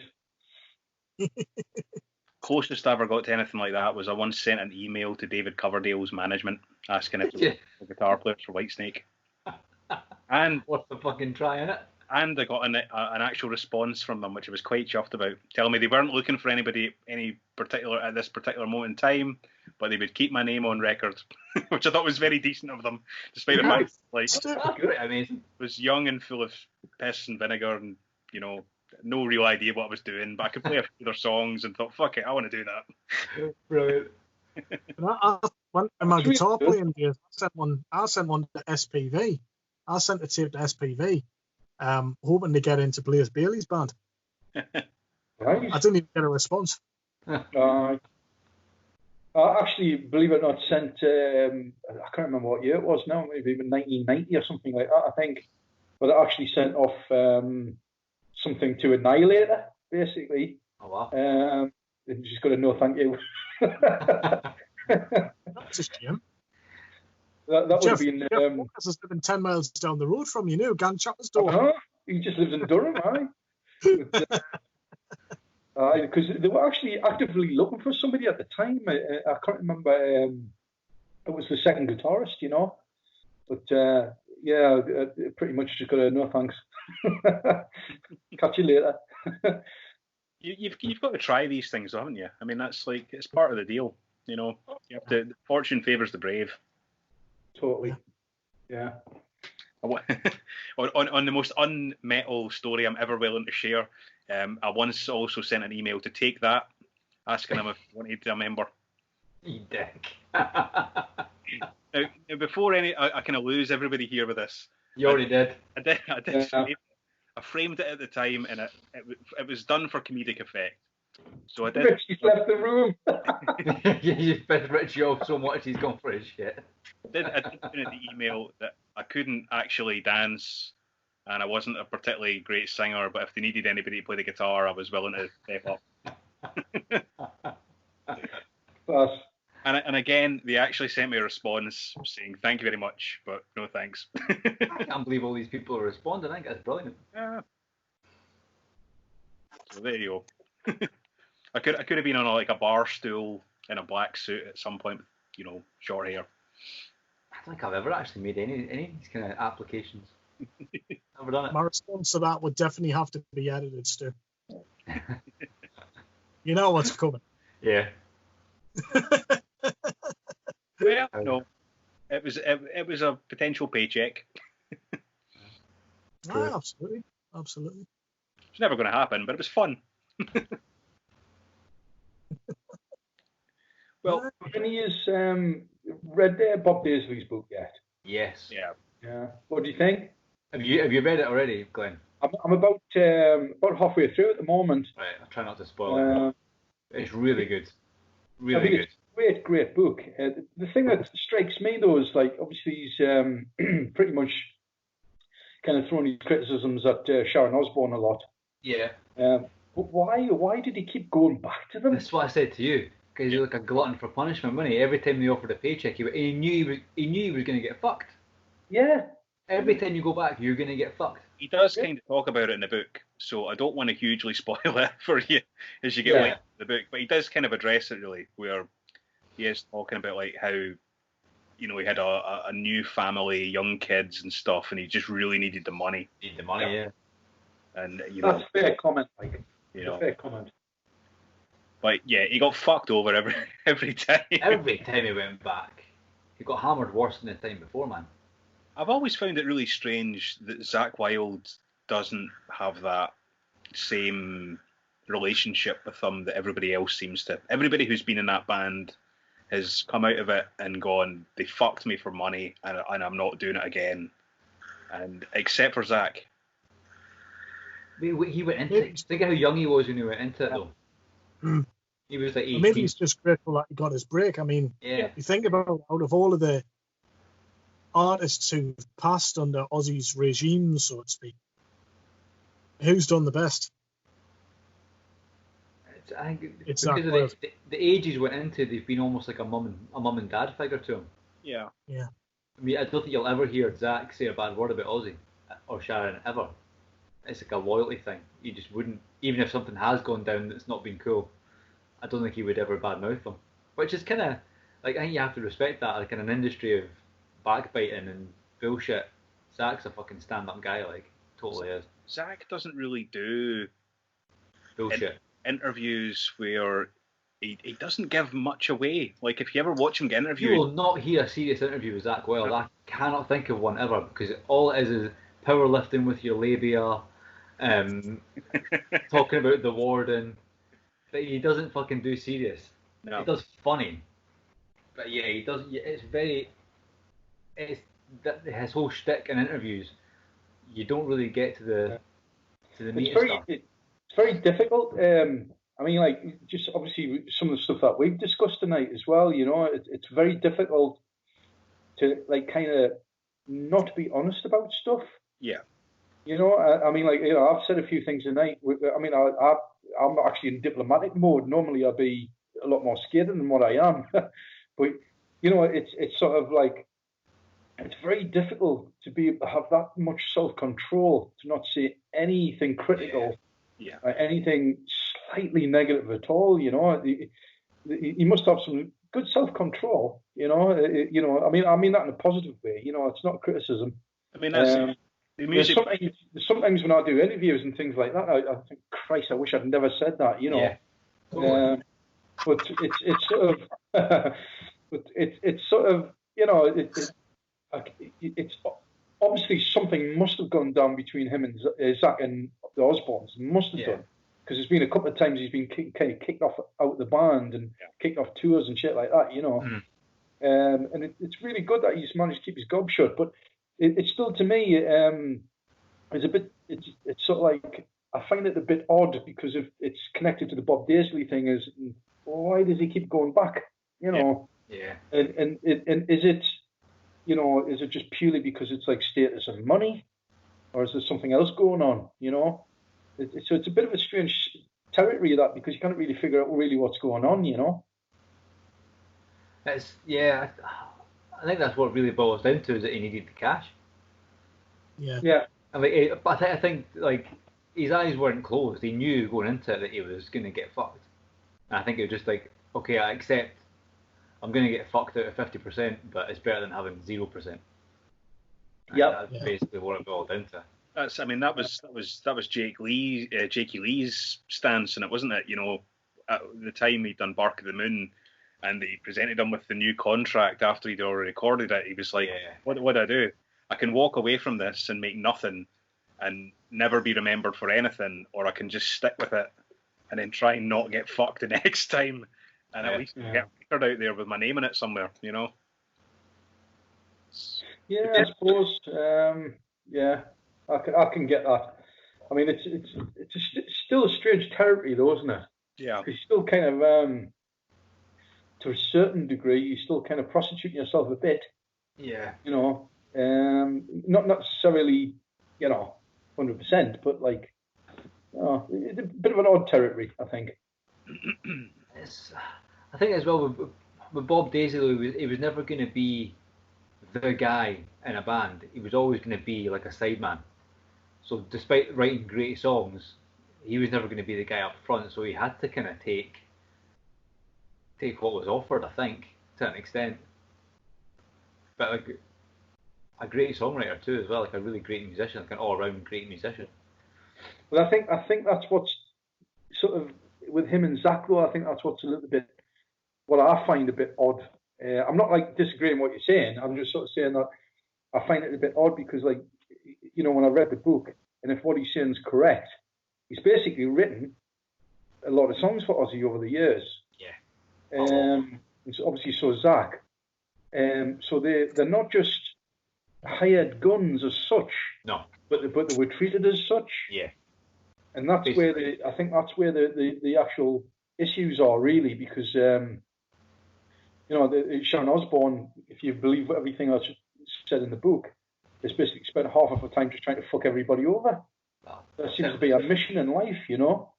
This sort of weirdly ties us right back to the beginning where we started with the Tigers of Pan Tang story. Yeah, true, very true. It's almost like the business has never changed in 40 years, you know. The whole the way the kind of Osborne thing works, it's almost like a scorched earth policy. Like, kill everyone else, everything else, just fucking destroy it till all that's left standing is Ozzy. And you can't deny that it's worked. I mean, he is where he is with. I mean, he's not a great singer. He's not a great songwriter. He's a character. He's Ozzy, but he's where he is. A lot of the reason for him being where he is Sharon. Yeah. So you can't deny that she is good at what she does. It's just what for she better or worse. does. She's had a success, you know. Yeah. And it comes from Don Arden, that old school approach to the music business where you went to meetings with a gun in your pocket. And almost gangster-esque, but I wouldn't go to actually say that for legal reasons. Yeah, no, you wouldn't. You wouldn't ever say that, even though you have said it. You wouldn't actually say it. Not in real life, just on a podcast. Yeah. But yeah, music business stories. Why the fuck did we do it? Absolutely, yeah. Because we know we're going to get over the years. How are we doing for time? Because we're up to about 2.5 hours here. So do you want to be wrapping it up now, or we've still got more albums to discuss? Well, if I could go for a little piss break before we did that, that would be lovely. Right, don't forget Stu's gonna edit things out that anybody needs to go for a whiz or as we'll have had tonight, communication difficulties, etc. Stu's gonna edit it out. Right. Okay. Well, probably not, because we did keep talking while everybody went for piss breaks. You know what I mean? You don't do like Daily Mail editing where somebody says something and it'll deliberately chop things out to make them look like a dick or anything like that. No. You just edit it out. Don't worry about it. Even I got an edit out on the last podcast because I quoted some song lyrics that were a bit riskier. What you're not going to do is repeat what you said, because then I'm going to have to edit it again. No, I'm not going to repeat it. I'm just going to say that I quoted some song lyrics that were a bit riskier last week, and they got edited out. I have to make editorial decisions occasionally. But, that's absolutely fine, sir. No, I understand. We're pretty good tonight. Everybody's been on their best behaviour. Probably because we haven't got Swanson on. I don't know who it was that said it, but just make me look good. Quite a hard job. There you go. No, this is fun, absolutely. You know, when you mentioned we've got to do the albums next, what do you mean by that? What we're doing is, I'll explain to you while Steve's away. Yeah. We've decided to pick influential albums from the NWOBHM era. And we set a timeline because there were so many great bands that came from that era, but some of them didn't get to release albums until later on. Originally, we had 80 to 82. And then you got to remember that, some bands were a little before that. And some bands like Blitzkrieg and Avenger released their album slightly later. True. So, we've decided to pick some influential NWOBHM albums. We'll call the strict rule here, okay? You're not allowed, nobody's allowed Iron Maiden, because it's too obvious, Saxon, and Leopard. Leopard. I know some people are going to have heart attacks when you suggest Def Leppard are part of the NWOBHM scene, even though they were, well, it's a kick in the bollocks if you see Judas Priest on Motorhead. Oh yeah, I agree with that. Well, what we'll do is we'll go straight into this then. So we will, and we're going to kind of throw you in the deep end a bit here, Glenn. So just to make it a bit easier or harder, I'm not even sure what way is going to be easier. we'll pick an album, and that'll give you enough time to try and think of one. You think? Yeah, we'll start. And we'll come back to you at the end and see if you can come up with something on the spot. So, Okay. influential NWOBHM albums for us in particular, I suppose. I'm going to throw the first one in and say Diamond Head, Lightning to the Nations. I fucking love that record. I still love it. It was great, and it is still great. And it's everything that a good NWOBHM album should be. It is rough, raw. Well, it wasn't really supposed to be an album, it was a demo. Yeah. And they tacked on a bunch of other songs to make it album length. But yeah, you'll get no argument from me on that one. I think like the song itself, "Lightning to the Nations," is like that's a kind of weirdly forgotten song for some reason. That's such a good song. As an Prince is a great fucking yeah. tune. I mean, there isn't really any bad tracks on that album. No. It's just great.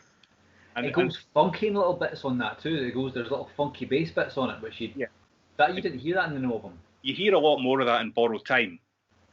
The kind of slightly funkier direction, you know. Lightning to the Nations being more kind of straight up metal. And as we were kind of talking about earlier, they're also a band who just sum up shitty business decisions, you know. Should have been massive. Should have been the next Led Zepp. Yeah, they should have been, and they had the potential to do it, and just for, you know, a multitude of reasons, mostly self-inflicted, just went tits up entirely, sadly. Just the potential that was there to be massive, man. They were just Brian Tatler as a riff writer is like up there with Iommi. Yeah, just so good. And he invented Metallica. And Megadeth, really. Yeah, I'll tell you one song. I mean, yeah, there's the Metallica connection, as ever. But one song off that album, which Metallica did cover in the early days, but never recorded as a cover, was "Sucking My Love," and I fucking love the riff to that. You know, and the little middle section in that. Down. Love the guitar riff to that. Yeah. Fantastic. Now, I shouldn't even have to say this, but inevitably somebody watching this just now is going to be saying, "Who the fuck are Diamond Head and what's this thing Metallica?" Well, so if that is you, just so everybody's aware, Metallica did not write "Am I Evil?" No, they fucking did not. This thing which Or Steve Helpless. said true. It's genuinely true. I remember, lads, we supported Diamond Head. Well, you lads supported Diamond Head before I joined in 2016, and we support them again with me in the band at the back end of 2017. Yeah. I remember a couple of weeks later being in the pub, and Sunday afternoon, drinking away, somebody puts "Am I Evil" on the jukebox, the Metallica version, obviously. And me and my mate stood at the bar having a couple of pints, and I'm singing along to it. And a guy comes to the bar, you know, he's one of these hipster metal types, spiky hair and flesh tunnels and whatnot. Is that, "Oh, you know this one, do you? You Aldins know this one." Aye. And I've shook hands with the guy who wrote that. "You've never met James Hetfield." Oh, that's going to follow them forever, that, I think. That must be so disheartening. Well, it did buy him a house. These people do exist. Yeah, I suppose the royalty checks make up for it. Yeah, you can. It's basically made you able to write music for the rest of your life and not have to get a job. So, swings and roundabouts, man. Honourable mention to Diamond Head here, just for the fact that they're still going, and they're still really good. You know, if you get the chance to see them live, so good live now. You know, they I mean, how many lineup changes have Diamond Head gone through now? My God. I mean, countless. But getting Raz in as a singer has really kind of, because he can do all the Sean Tatler stuff. Yeah. Sean Harris. He can do all the Sean Harris stuff. I never saw them with Sean Harris on vocals, but I saw them with Nick Tart when he was singing for them. He was a good singer too. He was very good. But Raz just nails the shot. Like, you don't always want a copycat, I guess, but when he has to do it, he can do it. And it makes a difference. But they're just such a powerful band live. that self-titled album they brought out a year or two ago. Yes. 2016, I want to say, maybe something like that. Yeah, well, maybe just after. Yeah, no, you're probably right. 2016.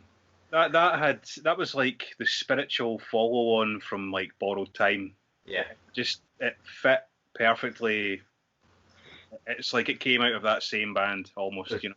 Great riffs on that album. Great songs. Just brilliant. Yeah, absolutely. Had that same sort of vibe. I would like to hear. I've seen them with Sean Harris. I think that was 1985. Was it 85? Yeah, about 84, 85. Seen them at the Sunderland Mayfair. I think it was around about Cathedral time, I think. They were around about that time. And they were absolutely amazing. Totally amazing. I think they don't get enough credit for being like, when me and Stu have talked about this with the Canterbury album that came out. That was fucking brave. When was that, 83?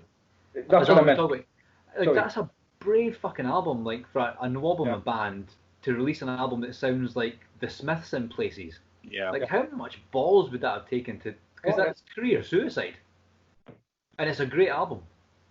I don't know why it's the Cathedral, but I've seen them the last Stone Dead Festival as well, actually, the one last year. Yeah.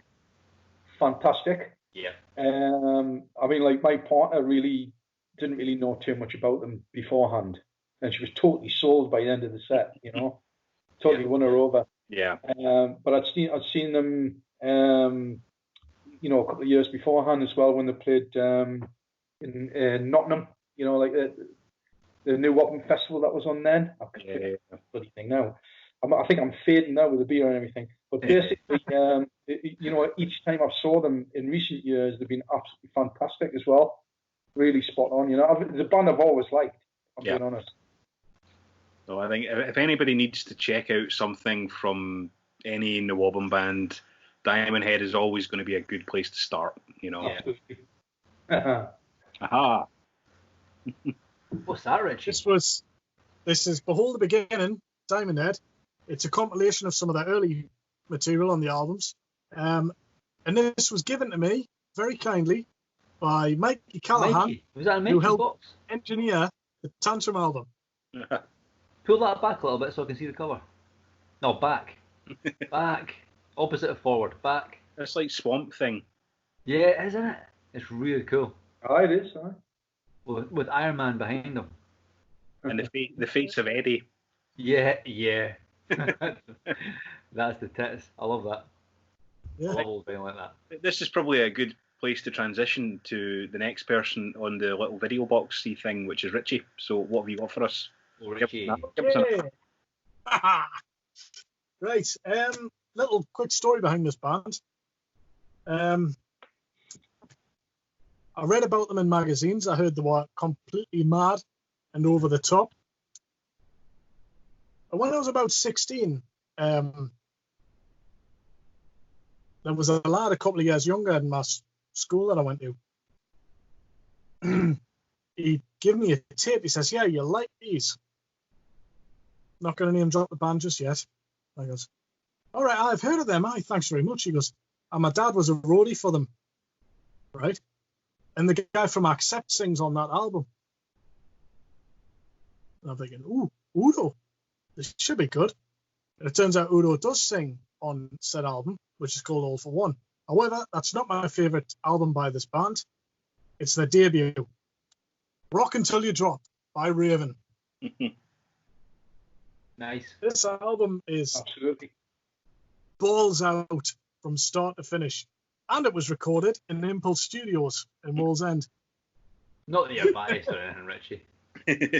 Well, you know, I did live in Wall's End for a lot of years, and I had some of the best years of my life in Wall's End. It was fantastic. But now this album, side A, great album. Yeah, absolutely, Great Glenn. album. Yeah. Side A, you know, Hard Ride, Hell Patrol. Don't need your money. Put that on and try not a headbang. Same over the top. You get to side B, and it's not as immediate, but it's just as enjoyable. However, this one appears to be a double disc version. So I'm not entirely sure what the history is behind this press, and I've never seen a double disc of this. And it's red vinyl as well, which is pretty nice. Excellent. So, aye, Raven.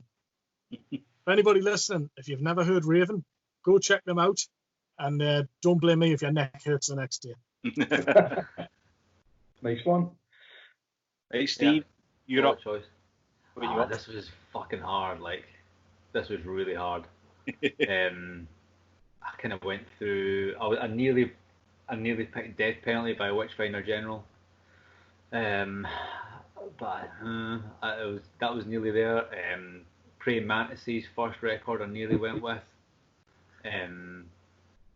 Primarily just for the song Cheated, which is a fucking amazing song. But I went with the debut Angel Witch record. Because again, just for how influential they were as a band, probably more, actually, if not more so now, probably than they were like through the 80s and stuff. Because if you listen to like a lot of the newer bands that are coming out now that are in kind of the trad metal scene, there's a big Angel Witch influence there. They were on the darker side of the NWOBHM. They were kind of leaning a bit more towards Sabbathy riffs. You can hear that Kevin Hayborn Strat through an old Marshall cranked. Even though he had humbuckers, you can still tell it's a Strat, so it's got a definitive sound, really sharp, biting kind of guitar tone, and just great fucking songs. Like, I don't know, like, I've listened to that album for years, but Stu, you made me a copy of it in the car. I don't know if you've got a remastered version or what, but there, all of a sudden I noticed like some sweet style vocal harmonies. It was the remaster I gave you. Yeah, because I was like, I've never heard that before. It's like they've obviously just, these vocal harmonies must have been sitting in the mix somewhere and they've popped them up. And it's there's no other NWOBHM band does that. You'll not hear like glam rock vocal harmonies on it. Sounds amazing. So yeah, I think from start to finish I can't think of a bad track on that album.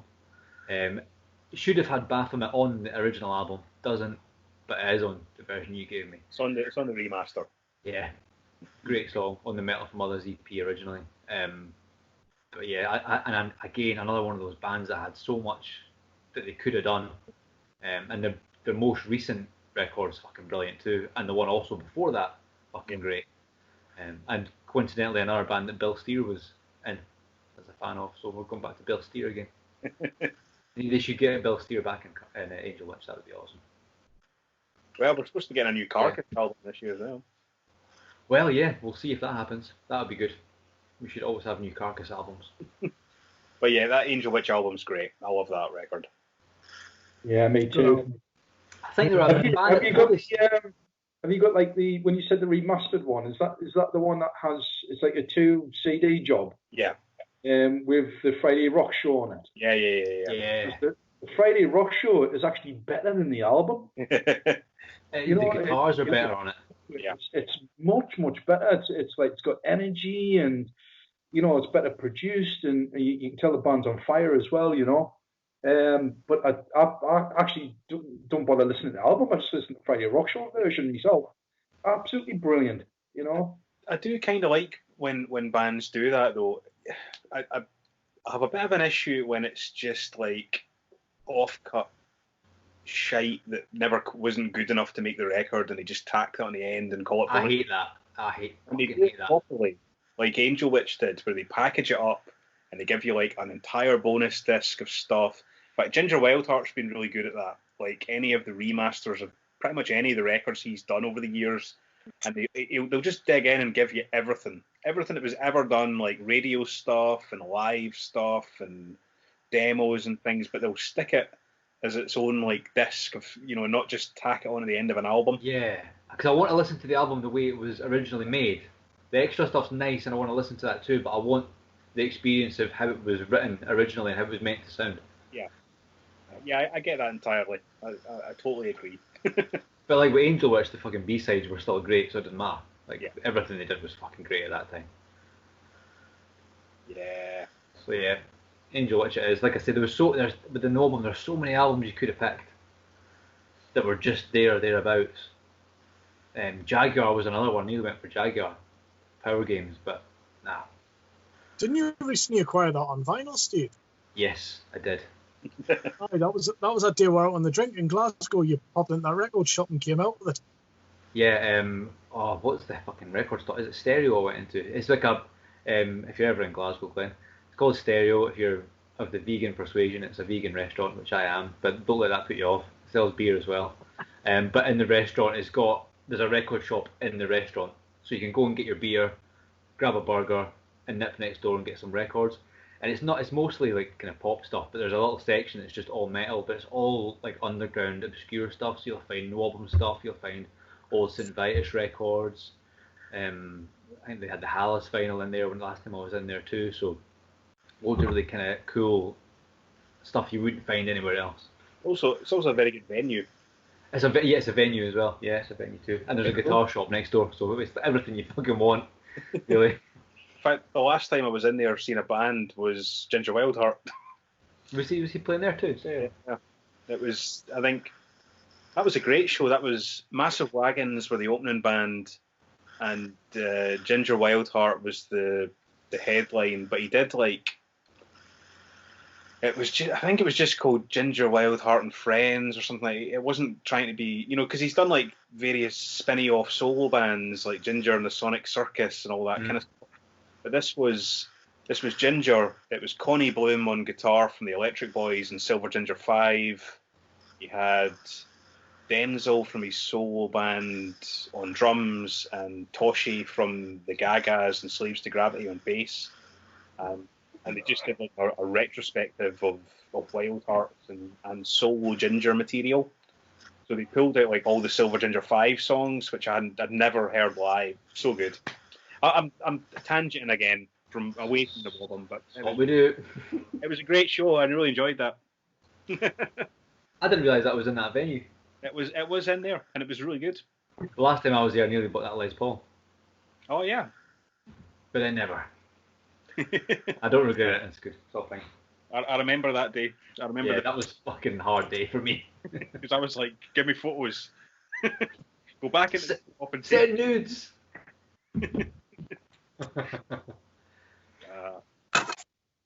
Right. Well, we'll turn the mic over to Glenn again. This is your final thing, I suppose. Put Glenn on the spot with this. Yeah. One. If you could pick any album from the NWOBHM era as an album to let somebody hear who doesn't know much about it, and like a gateway album, what would you give them? And we'll waive the rules for you. Yeah. No rules. You were putting you in a spot. Rules about none of the obvious ones. I was going to mention Motorhead just to piss you off, but no. Red card. Actually, a lot of the albums have already been mentioned that I thought of, but I think one of the ones, actually the one that I would choose would be "Caught in the Act" by Satan. Oh, what a choice! For quite a number of reasons, different reasons, but like the main reason being that obviously if you listen to "Caught in the Act," it's kind of unlike anything that ever happened before. Yeah. Very, very fast, with lots of dual guitar harmonies and solos, and time changes, and of course you've got like Brian Ross screaming his head off and all that kind of stuff. Very, very to a certain degree ahead of its time, I would say.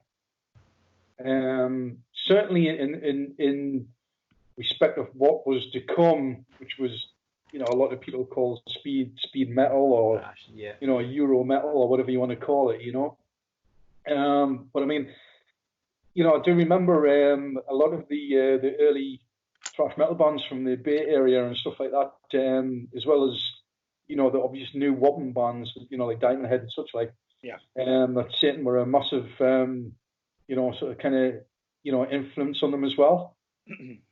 Especially from like the kind of speed and complex guitar stuff point of view. I think was it Scott Ian from Anthrax said that the first time you ever heard them, it kicked Anthrax right up the arse or something like that. Or some kind of comment like that, But if you listen to that, I mean, that was like 1983, and they were doing stuff in 1983 that people wouldn't even dream of doing now, and but they did it. There's no technology. Again, I'm going back to that kind of paying your dues and playing for real. and they did it with no technology. They just had a Gibson SG, a Stratocaster, an amp, and they went for it, also, without waffling on too much, I mean, the thing is with Caught in the Act as well, is all the songs are absolutely fucking great as well. Yeah. You can sing along to them. You can play air guitar to them. It's ferocious as well, But it's not ferocious in a kind of nasty way. It's sort of, it's hard to explain that really, but it's very musical, but it's still melodic still, yeah. Yeah, it's very musical, it's very melodic in some ways, but it's quite ferocious. And that comes from, knowing that the band's very young and fresh and starting out. If that makes sense. Yeah, just the delivery of it is... In a sense, what I'm trying to say, it's like a true NWOBHM album, because totally. The band that's like fresh and young and starting out, Their most recent album, Cruel Magic, is killer as well. Yeah. It actually sounds pretty much the same as Caught in the Act. The same kind of guitar tone, the same kind of vibe to it. And actually, Satan's guitar player, Ross Tippins, his newest band, Tanith, are killer as well. Stu, I'll introduce you to them too, but Tanith are, yeah. Just as if we practiced it, as if we had fucking preparation time. I got the new Tanith album on disc like a week or two ago, and again, it's not like that Halas album. It hasn't left the stereo. Yeah, Ross Tippins playing and singing is just phenomenal on that record. Yeah. But again, it sounds like it was made in the late 70s, early 80s. It's warm, analog. There's not a massive amount of gain on it. No. I think the good, like a lot of what these albums have in common is with the guitars, they're just, you can hear it. If it's double tracked, there's one guitar here, whereas modern metal's got that quad tracking thing, and it's just stacked, and there's no definition. It's just a wall of guitars. But with all these records we're speaking about, you can hear every fucking note. There's not a ton of gain on it, but Tanith's like that. Tanith has that kind of vibe to it. So, yeah. The thing, kind of dragging you back to a point I made in the conversation 2 hours ago. It was sort of like, when I think about the Satan album and all the other albums that we've discussed as well, these NWOBHM albums. The thing about the Satan album for me is that it's very similar in respect of what we discussed when we're talking about Wild Hearts and things like that. It's like, they were not afraid to go out and do what they wanted to do. Yeah. And if you listen to Caught in the Act, there's a lot of stuff on there that you could sort of say, oh, well, that's a bit like Judas Priest, or that's a bit like Ozzy, or it's a bit like whatever, Deep Purple and stuff like that. Yeah, the way the influences on the sleeves, in that way. But you can tell when you listen to the album, it's like there's no holds barred. They're just going for it. Yeah. And they're doing what they love, and it's real. And that's the main thing for me, I mean, you can do the same with the Wild Hearts, you can say, oh, there's a bit of Beatles there, there's a bit of Metallica there's a bit this, bit that. Anybody can do that, but it's that kind of, originality, is the main thing that appeals to me about that album. All of them albums, but that one in particular, because I chose that. Good, solid choice on the hop. Well, I think we should probably wrap it up here, because we're coming up to like the 3 hour mark. This might be the longest yet. Yeah. Editing this will be a joy. Yay! So what we'll do is, I suppose we should do the plugs. Have you got anything you would like to plug just now, Glenn? Anything you're doing that you want to plug? No. Us neither. Bye. I just. Thanks for having me, basically. It's been a pleasure, Glenn. It's been a good... It's been an absolute pleasure, your brains. Good stories. Yeah. We did discuss the other week the possibility of doing band retrospectives as a topic for one night. So if we ever was to get, for example, say, Judas Priest or Gary Moore, would he be interested in coming back for another one? Of course, yeah. Yeah, of course. I've enjoyed this, I mean, we can sit and drink beer. I have to be honest, it's been a while since I've done something like this, I mean, you kind of do little interviews every now and again, but it's usually just done by email or whatever, So it's nice to kind of, I mean, it's been ages since I've done, the old Skype thing and whatnot. So it'd be great. Yeah. Keeps it interesting, Oh, especially when everybody's bored and stuck at home just now. Well, yeah. absolutely. And who knows how long this is going to go on for? Well, I know. well, we'll do our own little plug just now. So as always, anything Tantrum Scotland, all social media platforms, including Bandcamp, where you can buy albums and buy merch. Oh, Bandcamp, if you buy a t-shirt from us just now, we're donating all the proceeds to a local venue called Bannerman's. They've got a crowdfund going just now because obviously with them being closed, times are rough. Bannerman's kind of is the hub of the East Coast. Well, I say metal scene, but music in general for Bannerman's. That's where bands play. If that place goes under, we're kind of all fucked. So buy a t-shirt from us, we'll send them the cash. Cool. And And buy other stuff from us too. We'll take the cash. as usual, if anybody's got any questions, etc., please feel free to submit them in the comments on whatever streaming platform this goes on or any of our social media pages. And we'll answer them once we see them. This is going out now on. It's going on lots of things. So it'll be on YouTube. It's going to be on Spreaker as an audio, Spotify, iTunes, all of that shit. So if you find it and you like it, give us share it, give it a thumbs up, a 5-star rating, write a review, all that shit. Make us sound good and like we know what we're talking about. Cool. Yes, guys. Right, I think that's probably the best place to wrap it here. So thank for everybody for watching, and we will see you all next week. Bye. Take it easy. Cheers.